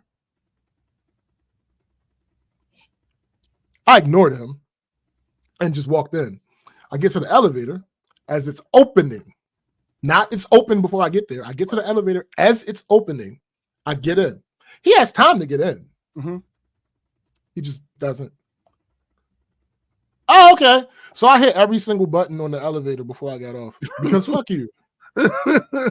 Because fuck you. Like, seriously, like, that's what I don't have nothing better to do with my time. Bruh, like, you. What are we talking about? Like, come on. Anyway, next, quick update on that Steven from Django acting ass nigga. Remember I told y'all he is one of those people who will speak to me several times in one day? Yes. And I don't mean hold conversation. I mean multiple salutations. Yeah. Remember I said that I was going to start ignoring him? I do remember that. Well, it's been glorious. Not only does it annoy him when I leave him hanging, but it also serves to cut down his average daily salutation from like 3.5. That's really the result you wanted. To like 2. Yeah. It's the result. So listen, Cindy. Are you like listen, this? Cindy. So it cut down his average daily salutation from like 3.5 to 2. And that's been so much better. Yeah, so much better. It even got to a point where some days he doesn't even try more than once. So yeah. We've corrected that behavior. Okay. Yeah. Next, another teachable moment. Words mean things. I know I haven't said that in a while, The only reason you haven't said that in a while is because we haven't been on the air. I've said that on here an uncountable number of times. And I use the word uncountable on purpose because my usage of that word in that context is an example of a linguistic device called hyperbole. I only bring that up to present that context overrules the dictionary definition of things a decent portion of the time. The first word I'm really highlighting in the segment, though, is subjectivity. I was walking around gathering intel. See, I'm using hyperbole again. I was conversing with one of my coworkers, and another one of my coworkers interrupted and said, "Did you hear about the sweater thing?" Let's stop right there. Yes, I had. I absolutely had. I was 95% sure that I knew exactly what she was talking about. If I wasn't already engaged in conversation, though, I would have simply said no and walked away. However, I was actually doing work at the time, and I was engaged in conversation with someone. So since I was previously occupied, I couldn't walk away. You couldn't do the level of petty that you would have. Yeah, so I did say no, but after that, I said, "What is it?" Because I knew I was going to be there for a while anyway, so it's not like I could have got away. All right, so I said, "What is it?" Now, normal people listening to me speak, wouldn't you think that will be a prompt for you to tell me what you're talking about? Yeah. That's not what happened. As a prompt engineer, yes, absolutely. That's not what happened. Instead, she proceeded to search around her computer for the flyer so she could print it out to give to me. Oh, that's crazy. But it takes her forever to find it. So I'm now done what I was doing originally. Time to go. And now I'm just here waiting for her. Time to go. Now, eventually, she asked another coworker to print it out. That coworker instead remembers that there's already a physical copy floating around. She finds that and tells the one who was looking for it in the first place. Now she proceeded to pick it up, walk past me to the copier, make a copy, and then hand me the copy. Let's just take a second to bask in the unnecessariness of it all. Hold on.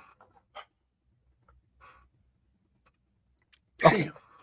So it was for an ugly sweater contest. So she hands me the copy and I look at it and I say, "Okay, I'll put this upstairs." She says, "No, I just printed it out for you so you knew what it was." You could have just told. So I said to her, "Oh, okay, I'm not participating in that." Real quick, do y'all think she accepted that response and accepted my autonomy? Or do you think that she decided to probe? Well, going with how that conversation started, the lengths she went to make a point somehow by making a copy of some shit just to give to you, to tell you some shit that would have took her less than 10 seconds to tell you out of her mouth. Right. I'm going to say, and this is just a wild guess, speculation, she completely respected your shit, and that was it. No, not at all. Mind you, this is the longest conversation. This is the longest conversation we've had in like 5 years. I'll give no, you know what? Clearly, she probed. She says, "You should join in. There will be lots of nice prizes." I say, "I'm not really interested in the prizes." She says, "Why don't you want to participate?" I don't know. She says, "Why don't you like fun, SBJ?" Wait, stop. She says, "Why don't you want to participate?" I said, "Because I don't want to participate." She says, "Well, you're no fun."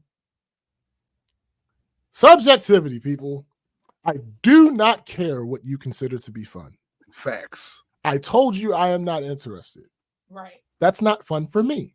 What most people mean when they say you aren't being fun or some version of that, it means that you aren't doing what they want you to do. And also, does she think that this current exchange is fun for anyone? Right. Like you're so concerned. You're so concerned with fun. You're the fun police. Do you think that this conversation we're currently having, bro? I gotta teach is listen, Bob. Right. Bob, you got. That's the motion without saying anything. When you on that shit.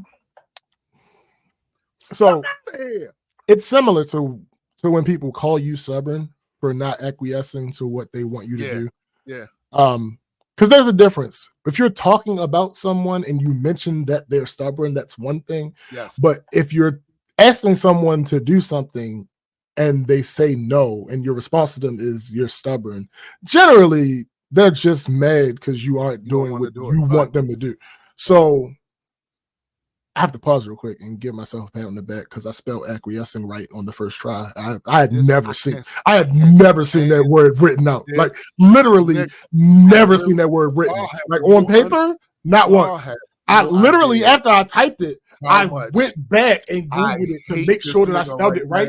And I had spelled it right on the first try. It is what it is. I digress. I digress. It is what it is. Why are you like this? Nigga, I'm happy that I spelled it. Yo, this is what's wrong with this world today. I'm happy that I spelled the word right, and y'all are mad. Like, what the fuck is going? We don't know that you spelled it right. It could have spelled the word correct in another language, so it didn't even like. No, I googled it afterwards. Anyway, so the day after I typed this portion of the notes, right? Yo, so the day after I typed this portion of the notes, I went to see my work mom. I told y'all how I go about whenever I see my work mother. I generally kind of like sneak up on her, give her a hug. 9 times out of 10, her first words to me are either "thank you" or "hi, sugar." What's the first thing she says to me this time?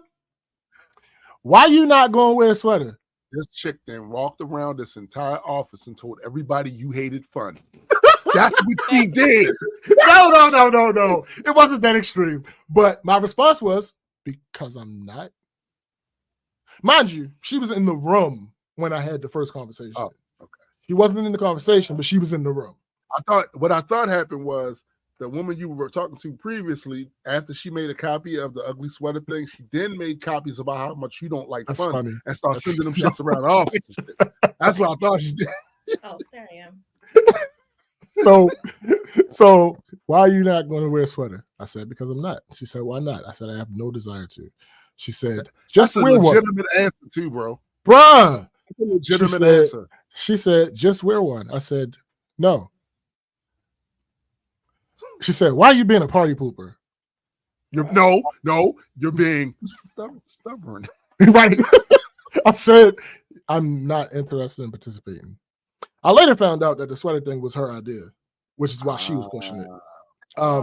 The day of the ugly sweater contest, I ran into the first lady. She says, where's your sweater? I thought we talked about I said, at the store. in the closet. And that time I was able to walk away, like at the store, and just kept walking. Like they probably said you poop at parties, SBJ. So before I get to the other word that the story is connected to, somebody help me out. Can anybody explain to me why people have this obsession with a person's presence being somewhere that person doesn't want to be?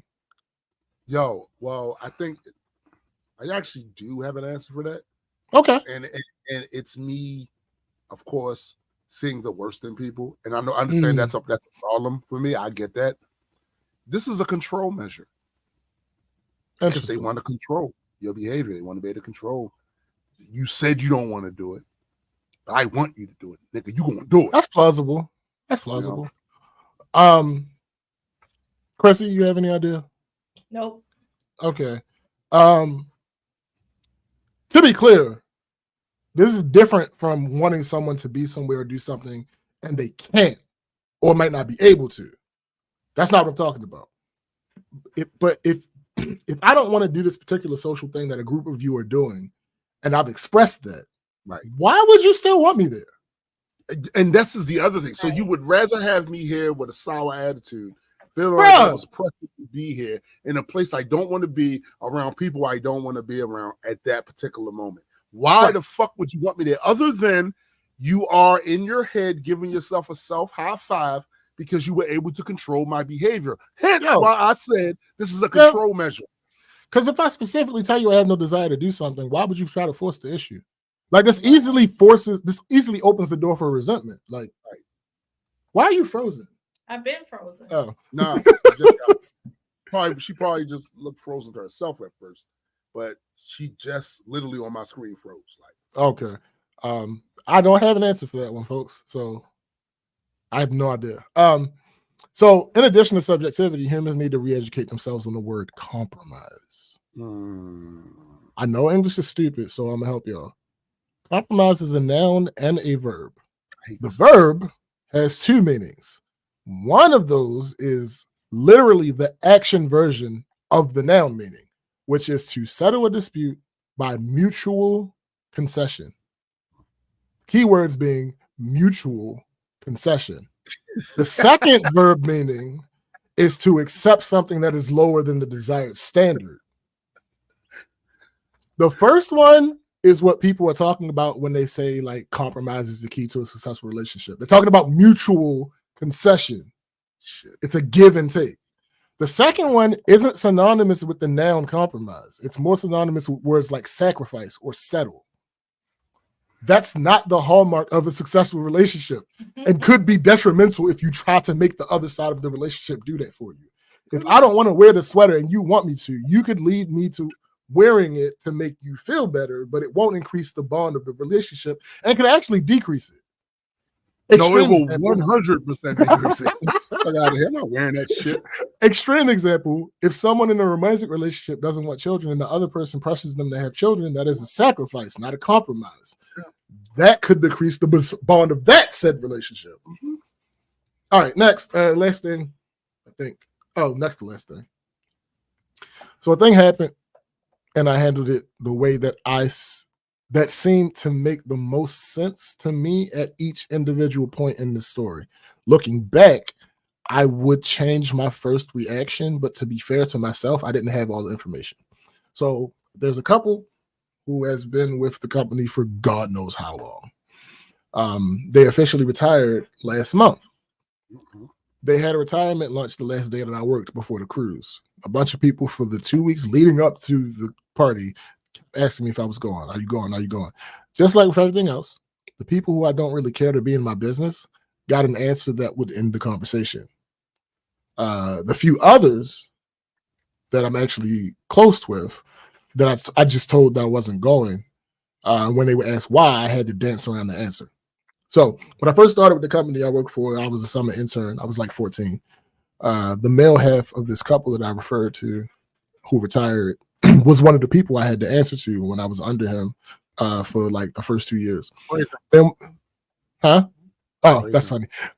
Then when I went full time, I eventually went back to the location I started, and he was in charge of a different property, but I did go over to his property to assist him periodically. He was always good to me.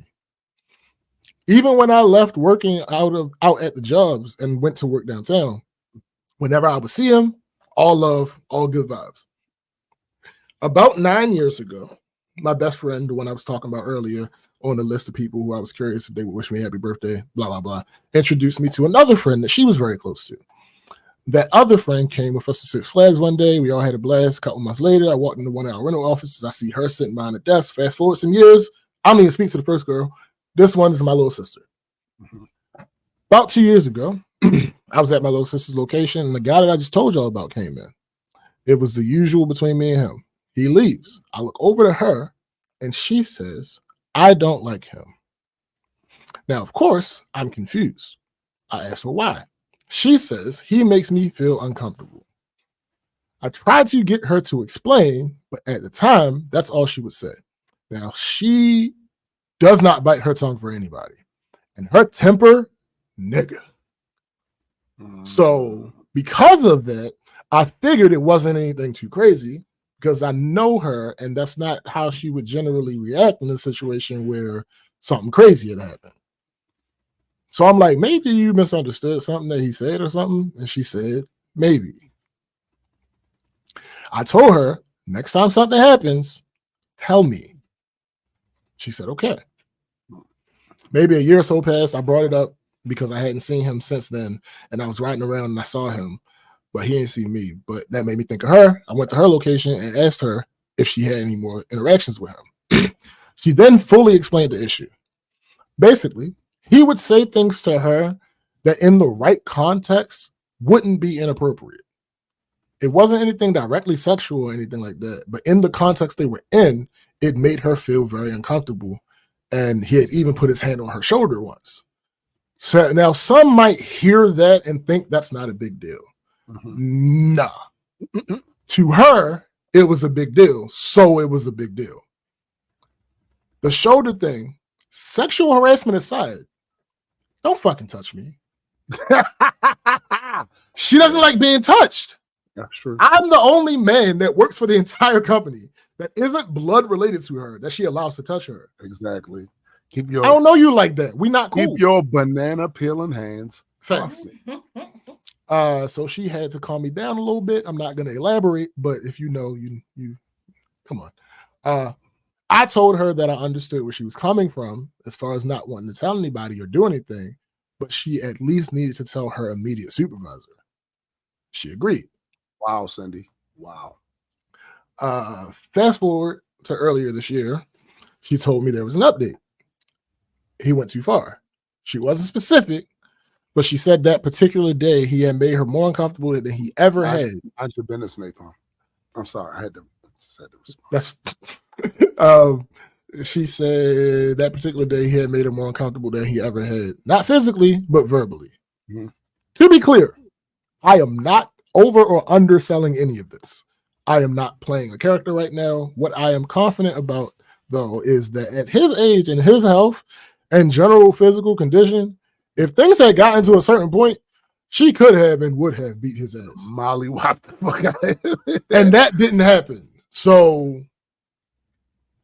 my mind doesn't go to the worst of the worst because that didn't happen. Right. But whatever happened, it was recorded. And her supervisor saw it. Oh my. And banned him from that location. Wow. And I think, I can't confirm this, I think he also had to sit at home. And he had been sitting home since then. It's hard to express levels of the situation that I only experienced secondhand. But so why did I not go to that party? Yeah. I simply don't know what would have happened if I was ever in the same place as him again, and getting fired was not on my 2023 exactly. So there was that. And then the last thing, since I came back to work after the cruise, even though there were more days off after that, nothing really notable happened work-wise. Like I think between the two deaths and it being a holiday, everybody was kind of like overwhelmed. There was this one thing I was going to put in here, but I thought about it, and what I initially saw as an act of stupidity may legitimately be a byproduct of someone losing their faculties, and I don't really want to highlight anything like that. I'm not sure that's what it was 100%, but I have information that leads me to believe that it's possible. Right. And I don't think that would be cool for me to, just divulge something like So finally, that is it. So wow, that was a really great retelling of the last month. I have like two events. Three. One is the major event. And the other two, one of them is the outcome, and the other one is the Christmas shit, right? Because that was an adventure as well. I will start, of course, with the trip because that is the major event and the bulk of what I wanted to actually talk about. So while I am giving this retelling, I'm going to have some pictures and videos playing in the background. They're not in any specific order at all, right? They're just there to kind of put you in the spot that I was in at the time. You feel me? Now, one of the things I want to point out front, anything that I am about to say about my experience down in Panama and the effect that it had on me do not take this as a selling sort of thing, because all things ain't for everybody, right? So let's put that out there at front. Also, I did think about taking my camera gear with me down there so I could get these nice, robust pictures and video, but I decided against it. And I got to tell you why. The reason I decided against it is because I know me. And every single time I go on a trip someplace and I bring my camera gear, I inevitably get caught up in the production and not in the experience. This was an important trip. And because of that, I did not want to be distracted by trying to just be a super producer of a video or videographer while I was down there. Because it's annoying. It's annoying to the people I'm with. And by the time I've gone through all of that and then it's time for us to leave, I don't feel like I actually been anywhere because most of this shit I saw through the thing of the camera, right? Now, why did I go on this trip? Well, for me, because it's different for everybody else in the family.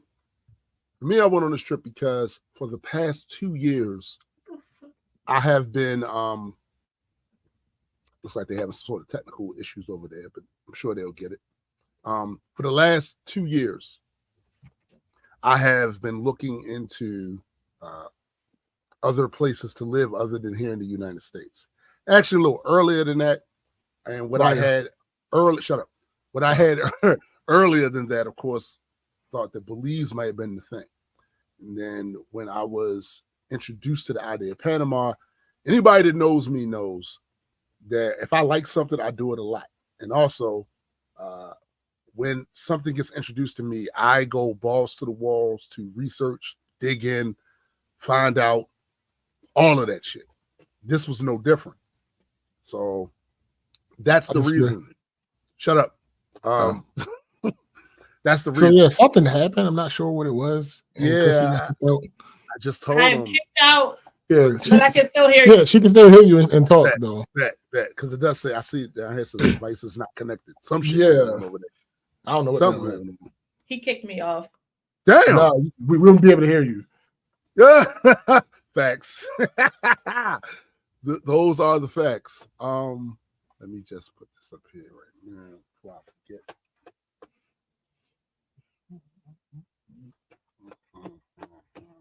Oh, yeah. So the reason I went down there is for me, it's one thing to hear all about a place. You can watch as many videos as you want. You can read as many articles as you want. Believe me, I did all of those things.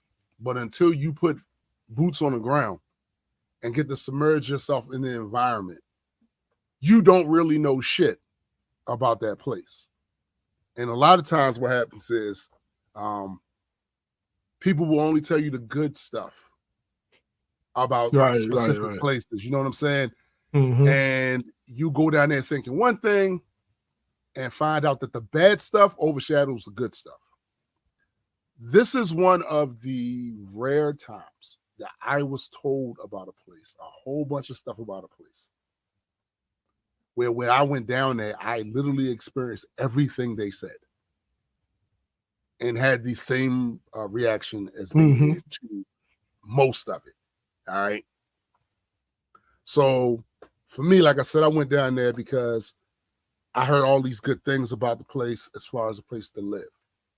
My wife went down there because she was sorely in need of a vacation.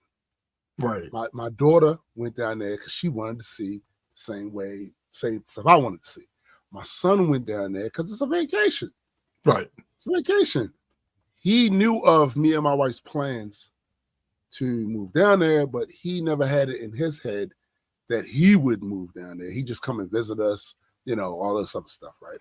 Oh, how the tables turn. Indeed. So let's talk about my son first. Now, Millie. So my son did not speak a word of Spanish. Not a one. Not a one. But from the time we got on the plane, he happened to be sitting next to some lady from Brazil who did not speak English. And the lady had her kid with her. This kid was a complete terror. Yo. Yikes. 100% asshole. Yikes. To the point where it caused friction up there on the plane while we was up in the air with other passengers. Damn. Oh, yes. He kept kicking someone's seat, man. The person turns around, says something to the mom. The kid spits on the person. Yo. Nah, fuck that. Now, his little ass would have had an express script back to the ground. I can only speak for me.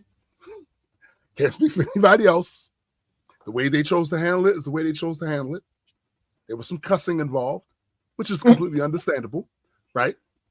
That's assault. Me? We all would have went there. Yeah, like I'm just defending myself. This human being assaulted me. This human being just spit on me. I'm taking his head, and it's gonna find a way through that glass. And once that shit depressurizes, listen, we're not doing that. We're not doing that. Fuck that. We're not doing that, y'all. We just not.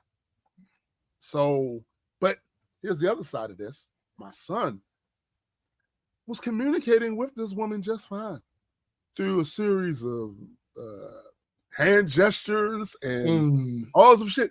And they was having a great conversation over there, other than this shit that took place, right? So that should have told me right then of how he was going to be down here in this place he's never been. So we, of course, after the 4.5-hour flight, I believe, we get down there and bruh, you know, coming from a wintry environment, the airport, beautiful. Balmy. Oh, don't get me wrong, get it twisted. It had AC in some places, but when you get out of them places, but other than that, I mean, super modern. Mm-hmm. I have one misgiving that in 2023, access to USB and power outlets should be a given because people got their phones, they're trying to charge. I see this almost at airport. They did not have that. They had it in some localized places somewhere, but certainly not enough for everybody that was going to be sitting there waiting to be boarded, right? So that was one thing. But other than that, extremely modern, like a giant fucking mall. Right. You know what I'm saying? Nice. All of that. And it was balmy, yes. And as we were waiting to go through customs and all of that shit, because we still had on wintry type clothes, we feeling it. Nigga. Malik is soaked. Right? I took my hoodie off. I ain't bring a big coat because I knew we was going out here. I just had the hoodie. I took the hoodie off, but it's still, you know what I mean? It's still. Yeah. So we get through customs. And it didn't take super long, but it was what it was. Yeah, yeah. Now, I was told before in a lot of different videos and articles I've written that one of the things you need to do is make a copy of your passport. Right. And you keep the passport in your room secure, and you carry it because you can be stopped and questioned by police, and security or whatever, you know, about whether you're supposed to be here. And before we even got away from the airport, I thought that's what was happening, but it wasn't. But the person had on some clothing that looked like the security clothing that they had in there. And it was hard to understand with his accent, what he was trying to say. So I thought that's what was happening, but it wasn't. We get in the Uber.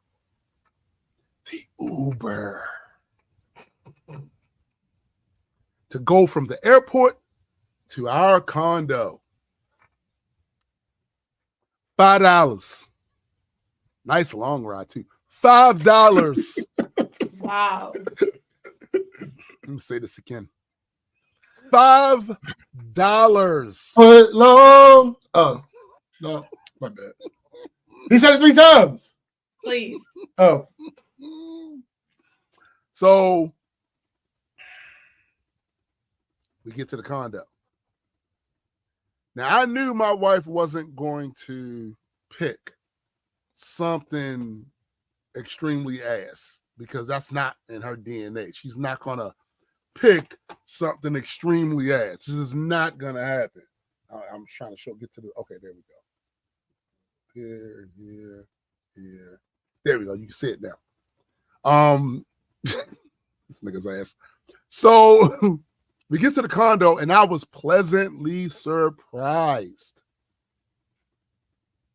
We paid like $500 for 5 days, 2 bedrooms, 2 baths, great view. Even the location was dope. As far as how to get back and forth in the town and all of that shit, it was dope. It was dope. But it was still late, a little later in the day. That heat had wrecked us for real, right? So we decided we was going to chill, order some food, whatever, right? And the next day, be ready. We got the food. Food was excellent. But before the food came, I was like, damn, we sure could use some bottled water. Maybe I might want an iced tea or some shit. There's a little cafe downstairs, right? And I go down there, jump on the elevator, go downstairs. I buy 6 bottled waters, average size bottled waters you can see here in the United States, right? And 1 iced tea, average size iced tea. It cost me $4.60. Wow. I went, what the fuck? Expecting, right? This is going to be no. This is expecting them to be like $32.50. Right. This is a common occurrence that you'll see throughout our time here. Things are just a lot of stuff that I'm talking about stuff you would deal with or need on a regular basis during a daily life are cheaper down here. They just are. And that's a good thing. Right? That's a good thing. Let me look at my notes real quick. All right, so back to my son. I ain't never in my life seen somebody enter a country they had never been to before in their lives and make as many friends. Oh, by the way, with the language there, they do not speak, and make as many friends as he did. Right. I'm talking other musicians. I'm talking. What up, sis? Hey, what's up, sis? I'm talking. So he had his own personal Panamanian pimpin'. He had his own driver that would come to get him at some point. He went to someone's birthday party while we were down there. He had a fan of his that followed him on, I think, SoundCloud or whatever.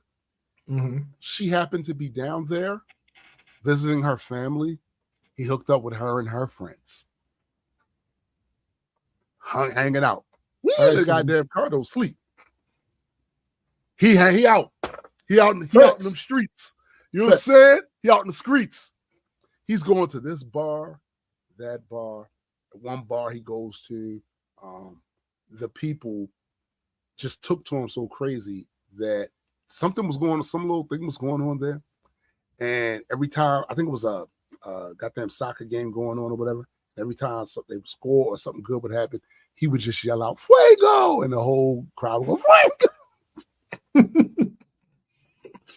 Yo, I have never seen someone, especially someone that was pretty ambivalent about Right. the idea of us living down there. To the point, and Napalm said, how'd you get him back home? This is a real question. Right. to the point where not only was he sold on the idea, he could think and speak of nothing else.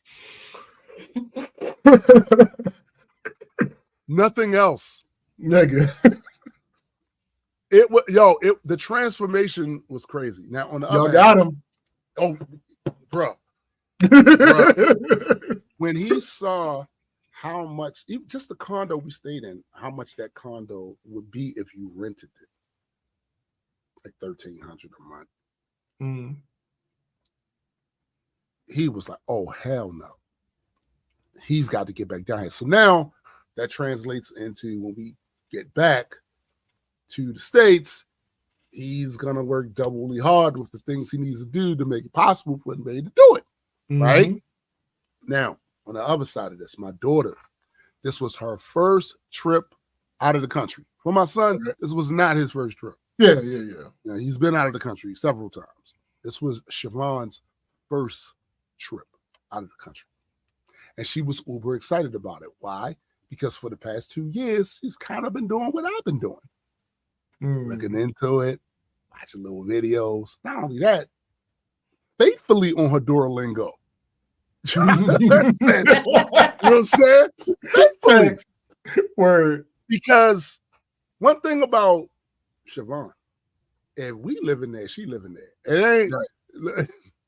No, y'all not. Y'all not going down there. And I'm not gonna live down there. Right. Fuck that. So next day, we go out. And here's the thing. For me, what I wanted mostly was to see how the average Panamanian lived. Because again, I'm down here thinking about living prospects. Yeah. Right? I want to go to the places they go. I want to see the stuff that I know we would definitely need, right, to survive. I want to see how that works. Man, we went to, they have a supermarket down there called, it's a line of them called Super 99, right? They're kind of very reminiscent of Target.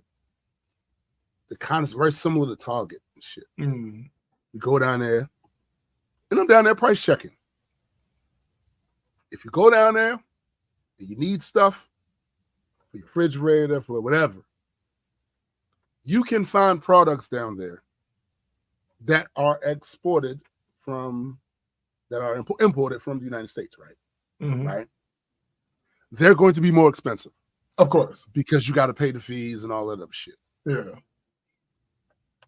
But they have products down there that are the equivalent of those products. And they are not expensive.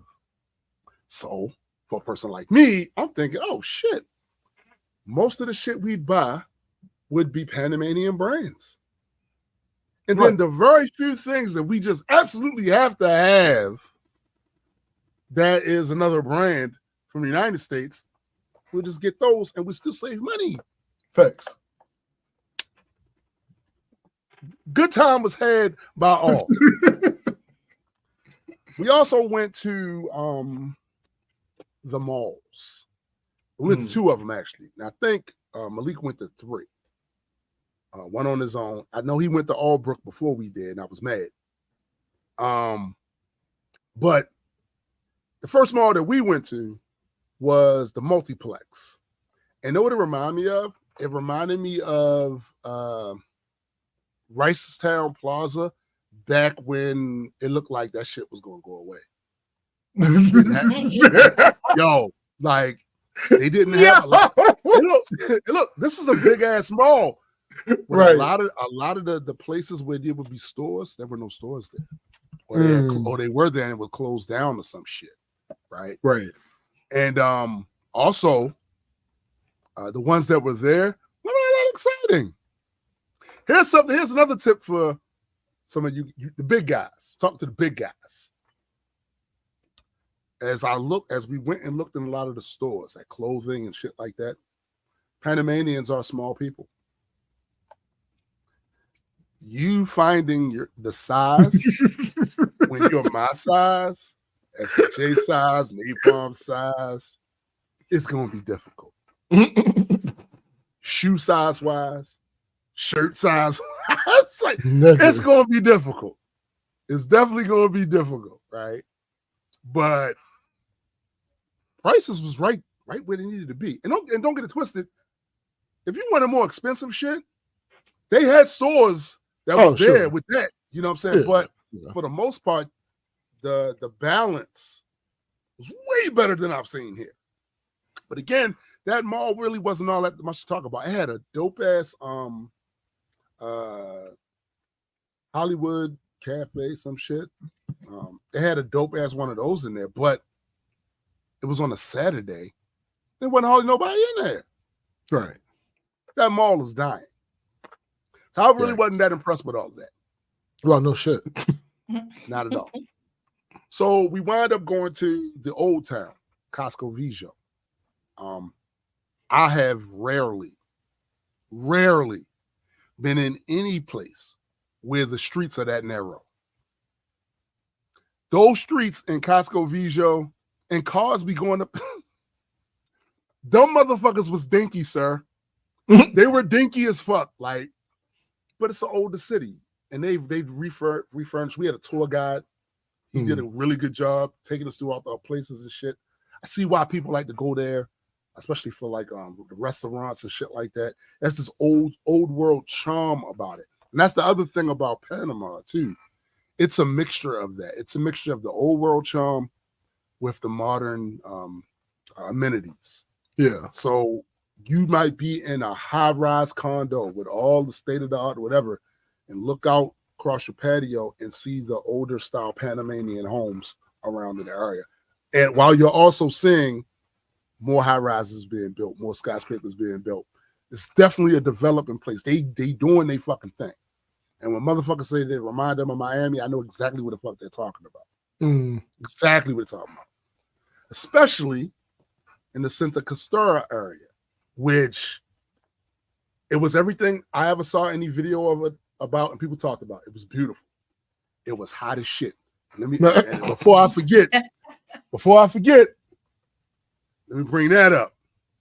So, as I told you, when we first got there, that shit was like, the sun was like, what? Yeah. That you ain't like winter, huh? You said you ain't like winter. The sun was ass, yo. But a funny thing happened 2 days in. Didn't really bother us anymore. The acclimation period, 2 days. Word. And I was good. And nigga, I went to places where it's people that's outside sleeping in these nice areas, sleeping on a bench, getting a nap in 91 degree weather. Like, shit. Right across from our condo, they were building what appeared to be another condo. One of the hottest days that was down there, the men were out there working and all that gear and all that shit. Like, what the fuck you talking about? I've lived here 30 goddamn years. This shit don't do nothing to me. Yeah. Hey, shit. But believe me, when you first get down there, it's like, whoo-hoo. The other thing is they're going through a drought. So even if the forecast says rain, right, don't you believe it? Don't believe it, because it didn't rain one time, and every day on there it had rain. Right, every day. So no, there will be no relief. Your body is going to have to get used to this shit. I want to spin the block on Uber for a second. So Uber's been here in the United States for a while. Yeah. And trust me, it went through the same shit with the traditional taxi services that they're going through down there. The difference is they've been here long enough now where motherfuckers just had to accept, right, this is what it is. All right? They here. And for me, I don't feel no kind of way about the traditional taxi cab services losing business or not being as profitable or whatever. You know why I don't care? Because I'm a black man. Wow. in the United States. Yeah. And I can't tell you how many times I've been standing out there in the rain or the snow trying to get a cab. I'm tired as fuck. Worked all day. The buses is taking forever because of the weather, whatever. Here's a cab. I got money. Hey, what the fuck? I know you saw me. Yeah, that's why I didn't stop. All right. So having those experiences did not endear me to the traditional taxi cab experience. Sure. It just didn't. Just didn't. But like I said, the traditional taxi cab services here have kind of learned to just look, they here. And a lot of that is on y'all. Because the experience that Uber offers, y'all could have done that too. The technology changed for everybody. Right. Y'all could have changed the way you deliver that service, and you didn't. Mm-hmm. I feel more secure with Uber. I know they're coming. Yeah. It's coming to the house. I know they're not going to ride past me. Right. Right? And I know what the driver look like and what the car's going to look like. All these things I know beforehand. Certain level of convenience with that shit. Well, down there, apparently Uber hasn't been down there all that long. Certainly not as long as it's been here in the States. Right. So the beef between taxis and Ubers down there is still on, nigga. Right. It's still on. When I tell you the amount of hate these taxi cabs have for Uber. Oh, yeah. I get it. For instance, walking out of the multiplex, the cabs are just sitting there. Ain't nobody running into no cabs. People coming out there waiting for their Uber. Mm-hmm. Now, they'll say to you, we were the pioneers. That and Balboa. Hold up. That and the Balboa might buy you a cup of coffee down in Panama. Nigga. But it ain't gonna buy you nothing else. Yo. Nigga, the convenience is what the convenience is. That's facts. You know what I'm saying? And believe me when I tell you the convenience is, everywhere we went, it only cost about $5. And the only time it cost more than that was when we requested a bigger vehicle because we had our bags. Right. Sit. Come to the condo, go down there, get in there. We would go to a restaurant, we hungry, let's go get some eat. Pick us up from the restaurant. Went down to the Santa Costera, Uber, $5. Right. We had our experience down there. It's beautiful, by the way. It's like a 6-mile paved walkway where people are biking, skateboarding. Motherfuckers are on the one side you got the ocean, the other side you have the giant skyscrapers with palm trees. They got Christmas shit hanging from all over the place. Tennis courts, basketball courts, people just working out, period. Vendors up and down. We was there a little earlier, right? Because I was told, hey man, around 3, it's hot as shit. It's hot as shit. And it ain't a whole lot of shade when you start walking down there. So most people either go in the morning or they go in the afternoon, right? Happened to be Mother's Day while we were down there. That was their Mother's Day, right? So that whole thing was going on. My wife purchased some stuff for her mom's, right? While we was down there and shit. And of course, the vendor was a mom herself. So, giving back to the economy and shit, right? Right. Then one of the days, of course, we wound up going to the Bio Museum, and that was super dope. Like where it's located at is a little further away than a lot of the places we went to. Right. Took us a good minute to get there. You actually got to see more of the city, and it's a mixture of a couple of things. Actually, it's even more than just the skyscrapers and all, and along with the traditional Panamanian shit. It's also jungle. They got like a fucking rainforest in the middle of the goddamn city and shit. Right. and you got to see all of that. That's how long that ride was. $5. $5. The people down there, kind, patient. At no point did I really feel, because I've been places. people ask, they got their ass on their back about tourists. Because sometimes tourists are ass, yo. Tourists come down there, don't respect the sacred areas and all of that shit. Throw trash every goddamn where. Like, I didn't get that sense from these folks at all. We get to the Biomuseum, and one of the good things about the Biomuseum is not only do you learn a lot about the ecosystem of the area and the history back from prehistoric, right? For me anyway, there's a lot of creativity that came from that. I literally, because of that trip, solved for so many narrative story elements in the comic book just from this trip. Mm-hmm. So that, and like as soon as I got back house, I started writing. As soon as I got back to the condo, I started writing and shit. Word. So that was dope. The entire experience there was pretty cool. It's definitely something I would do more than one time because I don't think we saw everything that was there. You know what I'm saying? And that, of course, brings me to Albrook, the Albrook Mall. Speaking of not being able to see everything in one, that motherfucker is huge, bro. I mean, bro, I've been to some pretty big malls. Arundel Mills is huge.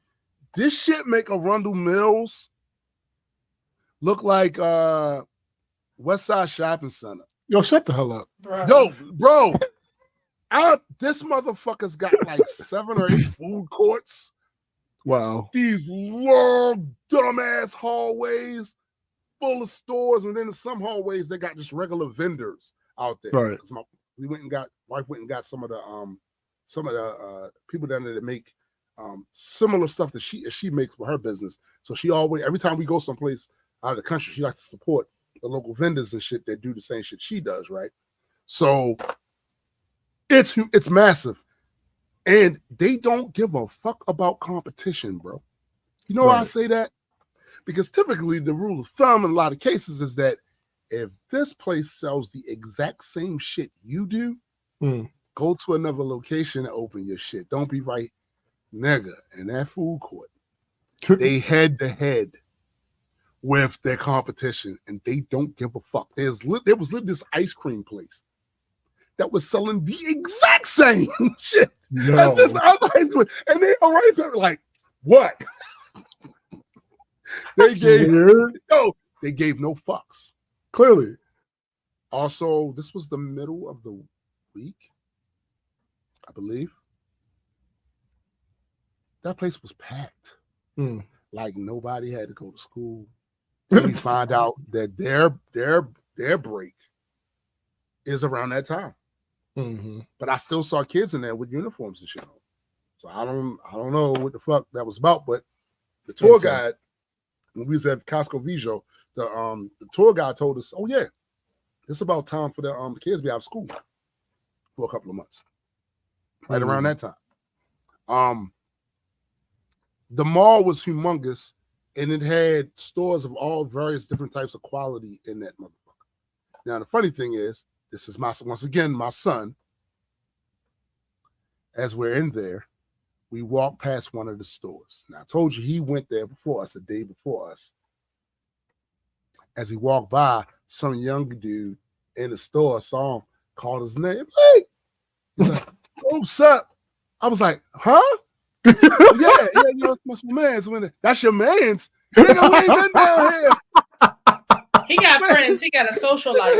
He got a social life. Bro. And we wound up going in there. They tired of this, that, and that. Then you don't buy a couple of shirts. This, that, and that. Yeah. What? Yes. Yes. He met other artists down there. Word. DJs and shit like that. They're gonna do collabs and shit. He started really. The reason I started calling him the Bossa Nova Bully was because a lot of the music he was listening to down there was on some bossa nova shit. Mm-hmm. And he was coming up with ways to flip it. You know, he make beats. So he coming up with ways to flip it. See this. You will record some shit real quick. Oh, no, I'm definitely using that. Look at this nigga. We go, one experience we had, we're down there by the Center Castor, go get breakfast. It's a nice place called the Balboa something. We go in there, it's nice. Two sisters, obviously on vacation themselves. Right. They sit around the same counter that we did. So my wife is here. I'm here. Siobhan is here. And Malik is on the far end, close to the two sisters, young girls, about his age. Before we knew it, this nigga over here.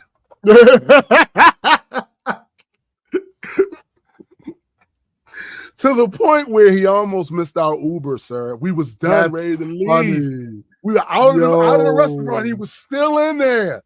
That's hilarious. Yeah. That's how he was giving it up down here. You know what I'm saying? Let me look at my notes. Make sure. Vagrant. Yo, I'm trying to tell you, man. I'm trying to tell you. Overall, I had a really good time this trip. There's still some things we didn't get a chance to do. You know what I'm saying? Ken said on your next trip, there might be a street name for him. Right. Facts. You know what I'm saying? It was everything people told me about. And just sitting, we went to one restaurant twice. It was one of the outdoor ones, kind of like a sports bar almost. And as we all sitting there, we're eating, we start talking about the prospects of living there.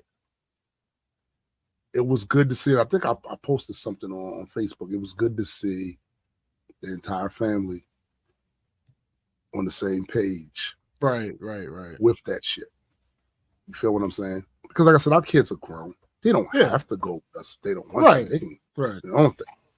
But to be clear, Siobhan ain't letting me go that she's not going to be there. She's going to be there, right?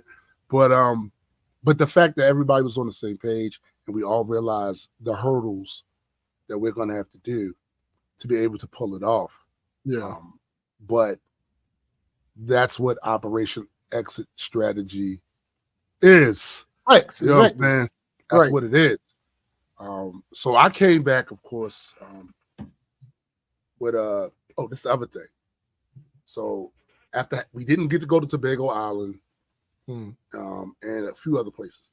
I do plan on going again this year, provided we get out, because it wasn't an expensive trip at all. It really wasn't, right?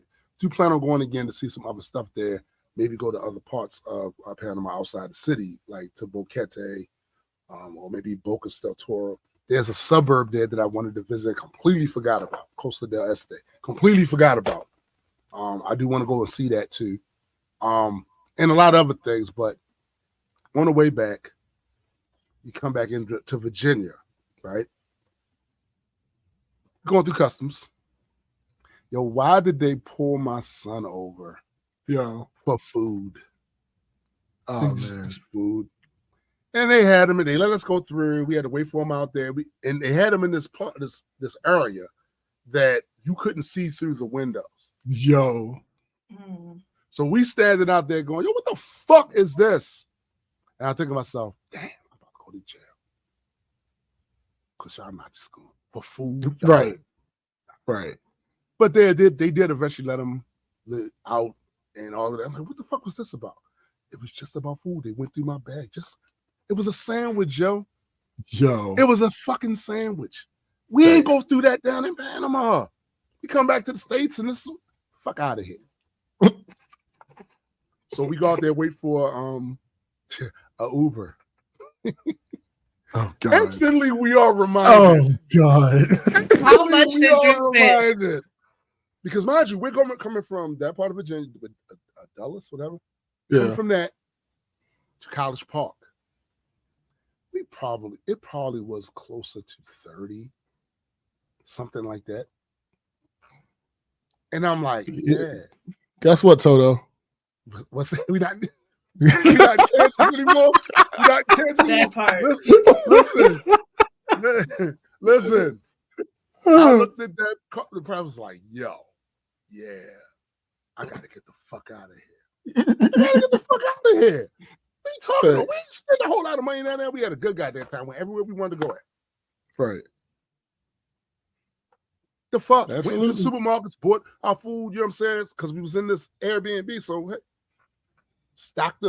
put a little stock of food up in the thing. So we ain't spent how much. What? It was the shit. And we got home. I got sick. Because I don't know if it was from somebody in the airport or the fact that we were waiting for a long ass time for the Uber to come. Which by the way, was something that wasn't a thing in Panama. No, they there. You know what I'm saying? Out there in the cold and shit, right? I get sick. And it's bad. It's bad. So I went and did the whole, let me check to see if this is COVID type thing. It wasn't. My daughter gets sick right after I get sick. So obviously I gave it to her. Obviously. Yeah. Except for she was only sick for 3 days. That's funny. She was fine after 3 days. Because she young blood. I'm still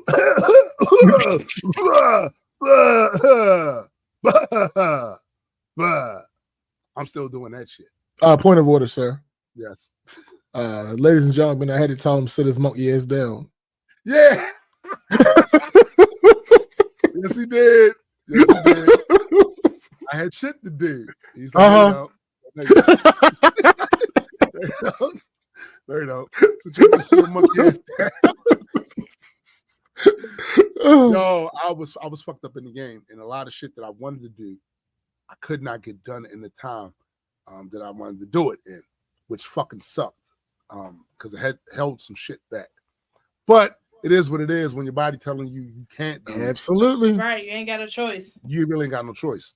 Yep. So even after the initial sickness, where the fatigue and all that other shit kind of went away a little bit, yo, the cold in here and in here was ass. I had a sinus issue going on, which was bad. You know what I'm saying? Right around that time, guess who else gets sick? My wife. Because of course I gave it to her. Right. Same fucking thing I had. She didn't get no 3-day reprieve like Siobhan did. It happened to her the exact same way. All the symptoms same way, in the same order. She's still coughing up the stuff because even a week after the cold was over, I still had all this shit. Yeah. She's going through that part now. And I think it's starting to work its way through. But it's roughly the same fucking thing that I went through. All right, so Christmas. No, I'm going to see my mama, right? Right. I'm going to see my mama. I'm going to see my sister. I go down there, me and my son, because my wife was sick. Didn't want to get nobody else sick. Right?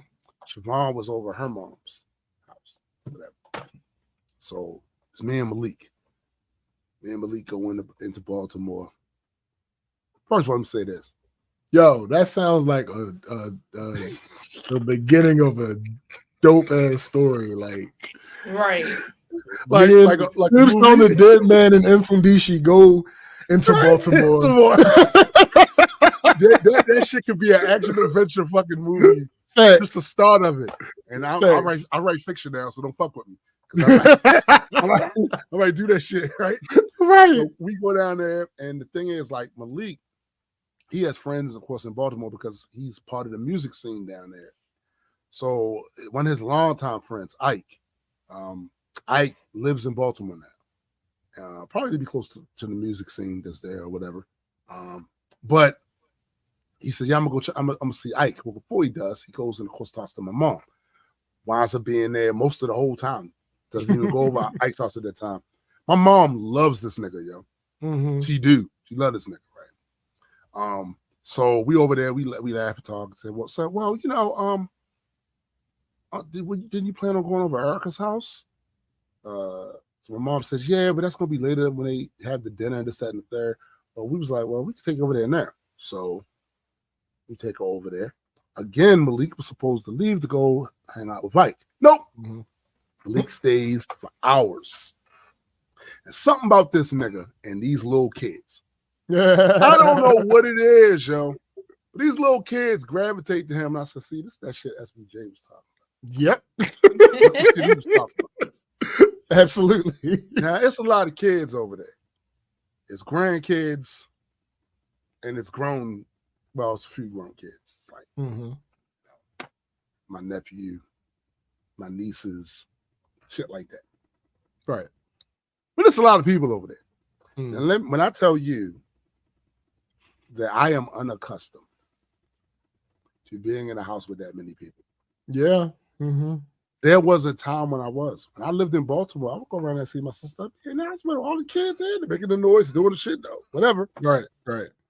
I am not accustomed to that anymore. After 15 years of not being just there on a regular basis around, I'm not accustomed to that. Thanks. When I first got there, mind you, I'm still nursing the remnants of the sinus shit and all that other stuff. I first get there though, it's fun. Because I don't get to see my sister a whole lot, which has to change this year. Right. Definitely have to change this year. Have to go down there more. But I don't get to see my sister a lot. So this is being around that motherfuckers don't know. Where my sister and my brother were adversarial for most of the time growing up. My sister, that's my dog. You know what I'm saying? Like that, like motherfuckers don't know that, like my sister has beat people up. I couldn't touch. Right, because right, he felt right. like they disrespected me. Like that's my sister, right? Thanks. So I like spending time with my sister. So, but even with all of that, at a certain point, a month was up. I said I should stay for dinner. But because they started cooking late, they got up late, started cooking late, it was no way I was going to be able to do it. And plus, I wanted to beat the traffic. You know what I'm saying? So Malik did eventually go out, hang with Ike for a couple of hours. I'm there. I'm laughing, talking. My nieces and nephews are silly as fuck. They are, yo. They silly as fuck, especially now that they grown. Right. Like they silly as fuck, right? So that shit is entertaining. It is. I ain't gonna hold you. It's very entertaining. But over the course of the time there, you got kids back here. You got kids over here. You got kids over here. Yo, it's sensory overload. And one of my nieces even said that to me. Yo, he got overstimulated. Yeah, she's like, sensory overload, isn't it? Kalia said that shit. Kalia said that shit. Sensory overload. It's like, yeah, it's a lot. You know what I'm saying? It's a lot. So I eventually, after a little while, I hit Malik up.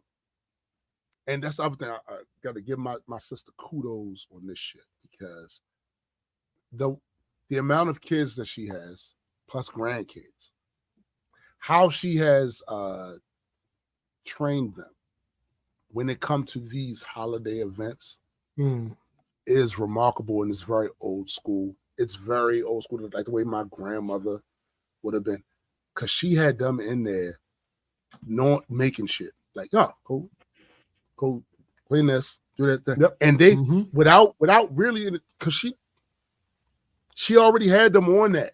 They in there making shit, they still being silly, still talking shit, right? Right. But and I like that. It wasn't the case of because my mom straight up said, like, I did all that shit for years. I'm not cooking a motherfucking thing. Okay. I'm not cooking a motherfucking thing. Yeah. And she shouldn't have to. At 80, she shouldn't have to. Correct. You know what I'm saying?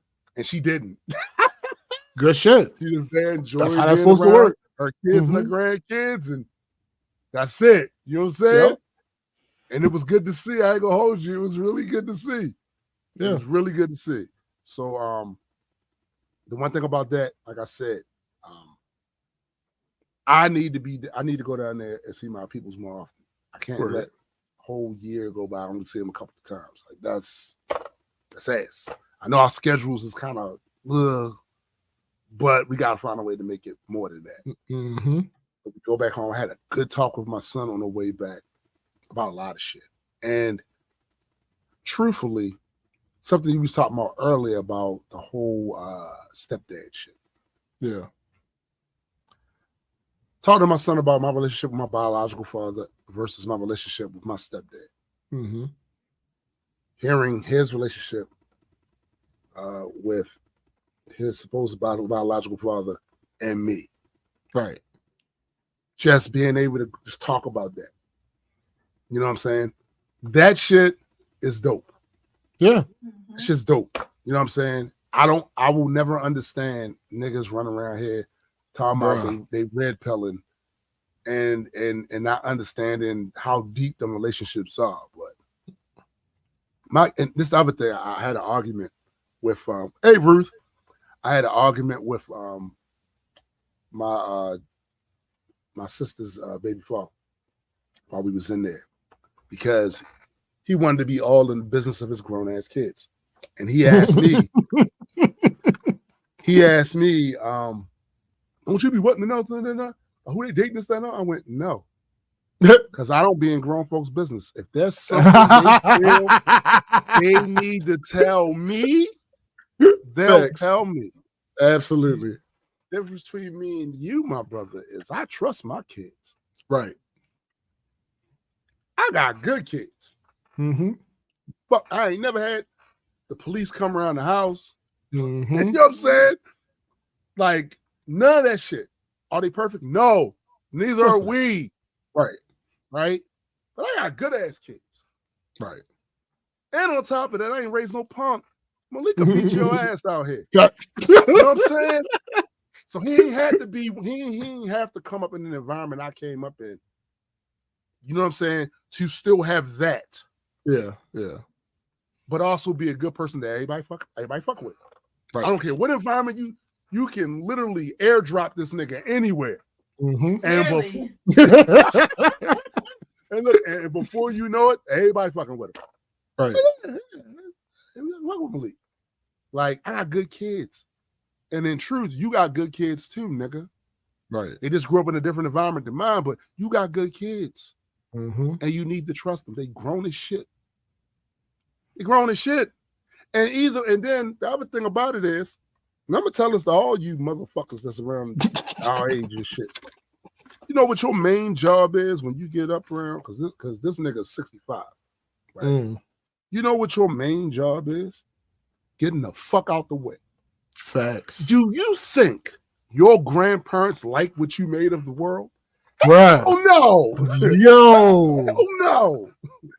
Yo. They still let you do it. That's a good point. Get your ass out the way. Let them be grown folks. You got other concerns. Yeah. Like, how is your twilight years going to go? Do you have enough money to make sure you're straight? Right. And did you curate the relationships with these young people so that when you need help, it's not even a question? Right. Or did you become an overbearing authoritarian that they felt like they can't talk to, did everything they could to get the fuck away from you, and now you're in these later years and they really feel like it's an imposition to go and help your ass? Right. That's what you worry about. That's your shit. You worry about that. As for the Panamanian Poppy. Okay. What? All right. All right, Joe. All right. What? Okay. All right. I don't have that to worry about, sir.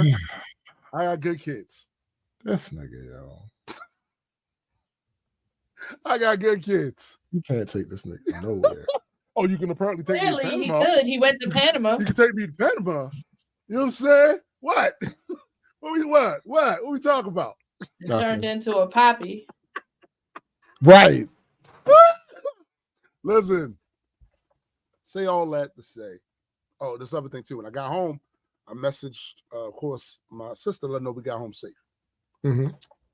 And at the risk of divulging, it's nothing personal, but it's something she said here that I also gotta keep in mind, right?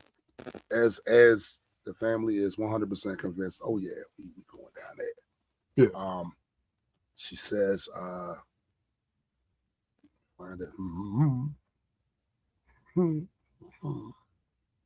here we go. She says, I'm super thankful that y'all came to visit me. This really felt like a down home Christmas.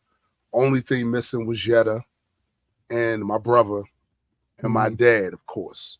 Right. She says she tears up when she thinks about being able to spend time with her brother.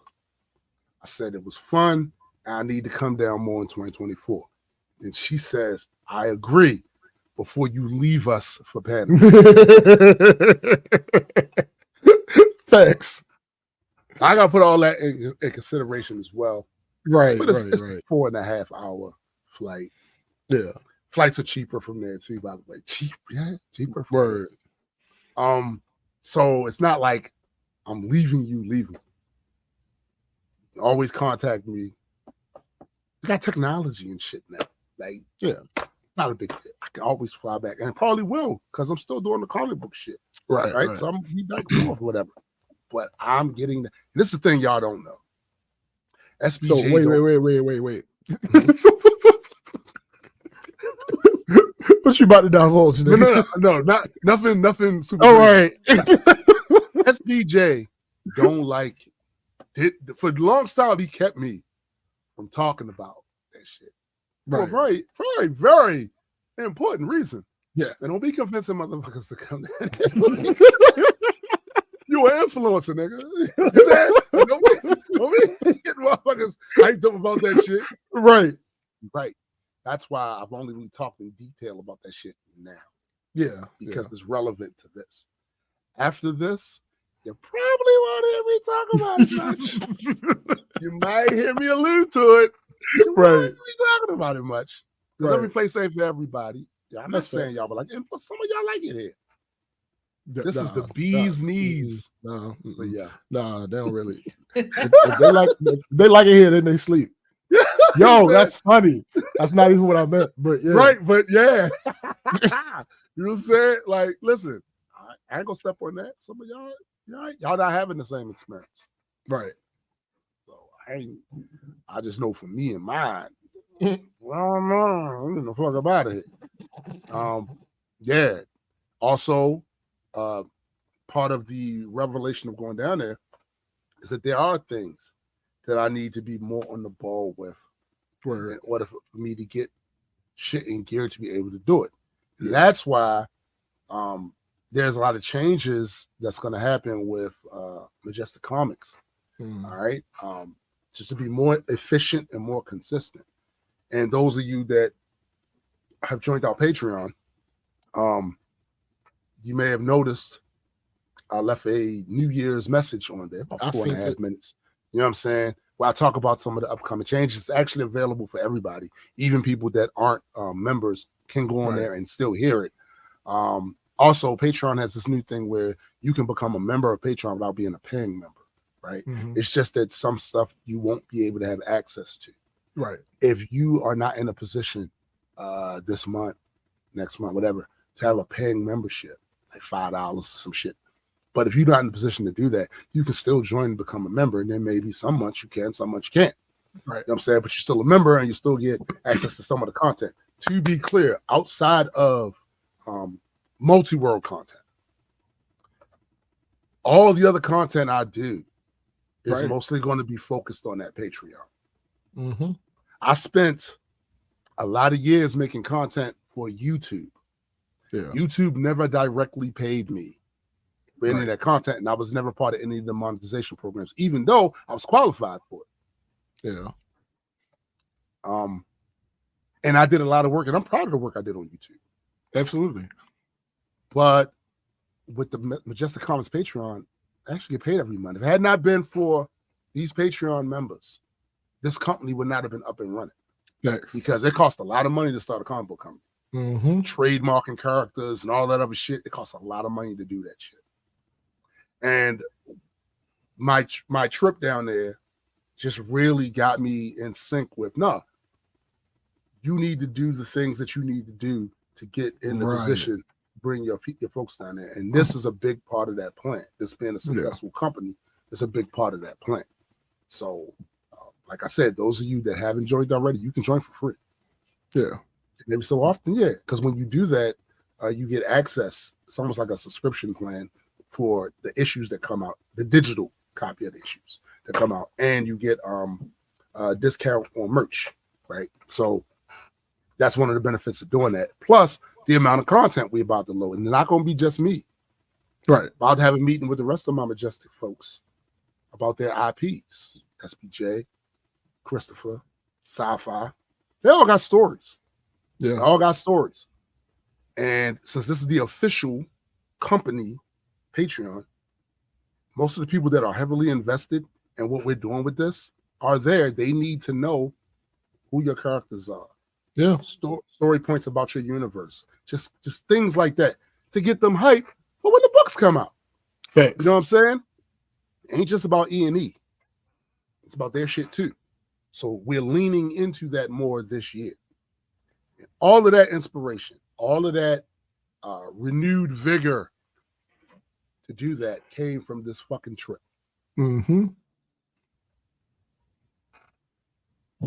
That's all I had. That's all I got for y'all. That's all I got for y'all. That's it.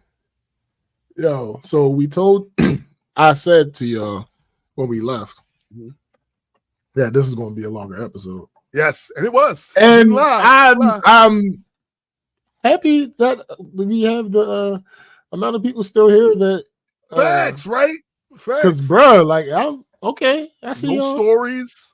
Right. They missed us. That's what it is. They missed us. Y'all missed us. It's okay. Y'all can get it. We get it's it. cool. We understand. It's cool. But yeah, that's it. That's it. First of all, we want to thank Chrissy. I'm still here. We know. I want to thank Chrissy for being on the show again. Absolutely.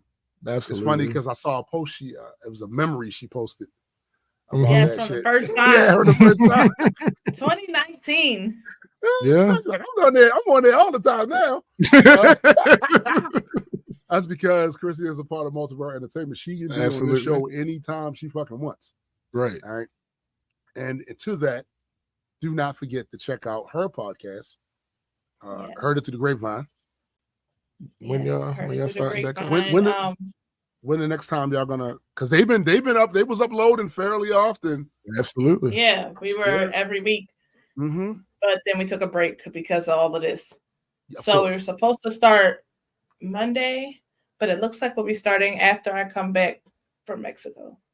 Okay. Awesome. Which is next week. Oh yeah, Tim, you want to do a solo joint? Would you? Yeah, I'm gonna do a solo. All I had to get my voice back together after that fucking sickness. You know what I'm saying? Yeah, I'm definitely gonna do a solo joint. Word. And to Insurrection Day, which was really supposed to be today, but listen, hold up. There's a thing though. Because this is a re-release, we don't have to be as strict about it. That's true. Yeah. I just want to make sure shit is right. Because of that bullshit happened last time. Just want to make sure that shit is right. Right. But that is the other thing. We're going to do a re-upload of the Insurrection Day project with a few more cuts on there and shit. Yeah. We'll let you know when that shit's up. It would have been up sooner, trust me, but I want to know. Things happen, man. Things happen. You know what I'm saying? Also, again, there's always music. Always. My album came out on my birthday. It did. So Soul Sessions is out there streaming everywhere. And then the deluxe version is available on my Bandcamp. Support that Bandcamp, man. Bandcamp. I mean, listen, just go ahead and check it out for me, guys. And I'm actually surprised at the amount of people that had already like, people that I don't talk to. Like one of the people that like I haven't spoken to in a while on my Instagram, I get a DM and it's them with a screenshot of one of the songs Saw that. with a bunch of fire emojis. I'm like, oh, okay, bro. Thank you. Listen, Appreciate you. all you gotta do is do the work. Yeah, You don't need to fuss. You don't need to complain. You don't need to try to guilt them. Just do the work. Yeah, Put it out. That's all you gotta do. That's all you gotta do. Yeah. You'd be surprised how much traction you get just from that. Also, big shout out, Happy New Year to, of course, my man Adequate. Absolutely. Talked to his goofy ass a couple of days ago and shit. You know what I'm saying? Shout out to him. Of course, shout out to my sister Marissa. Absolutely. You know what I'm saying? And shout out to you guys, because if not for y'all, this show would not have continued for as long as it has. Nah. And you guys make the show enjoyable. Absolutely. Us to, bounce off ideas, get feedback from, laugh. Y'all say some of the funniest shit on here. And actually, we feed off of a lot of it. So I appreciate the loyalty to the show that you guys have shown over these years. Thanks. Definitely appreciate all of you for that. So for my man SPJ, you and my sister Chrissy. Hey. I am Tombstone the Dead Man. And for the greater multi-world entertainment family, we are out. Peace.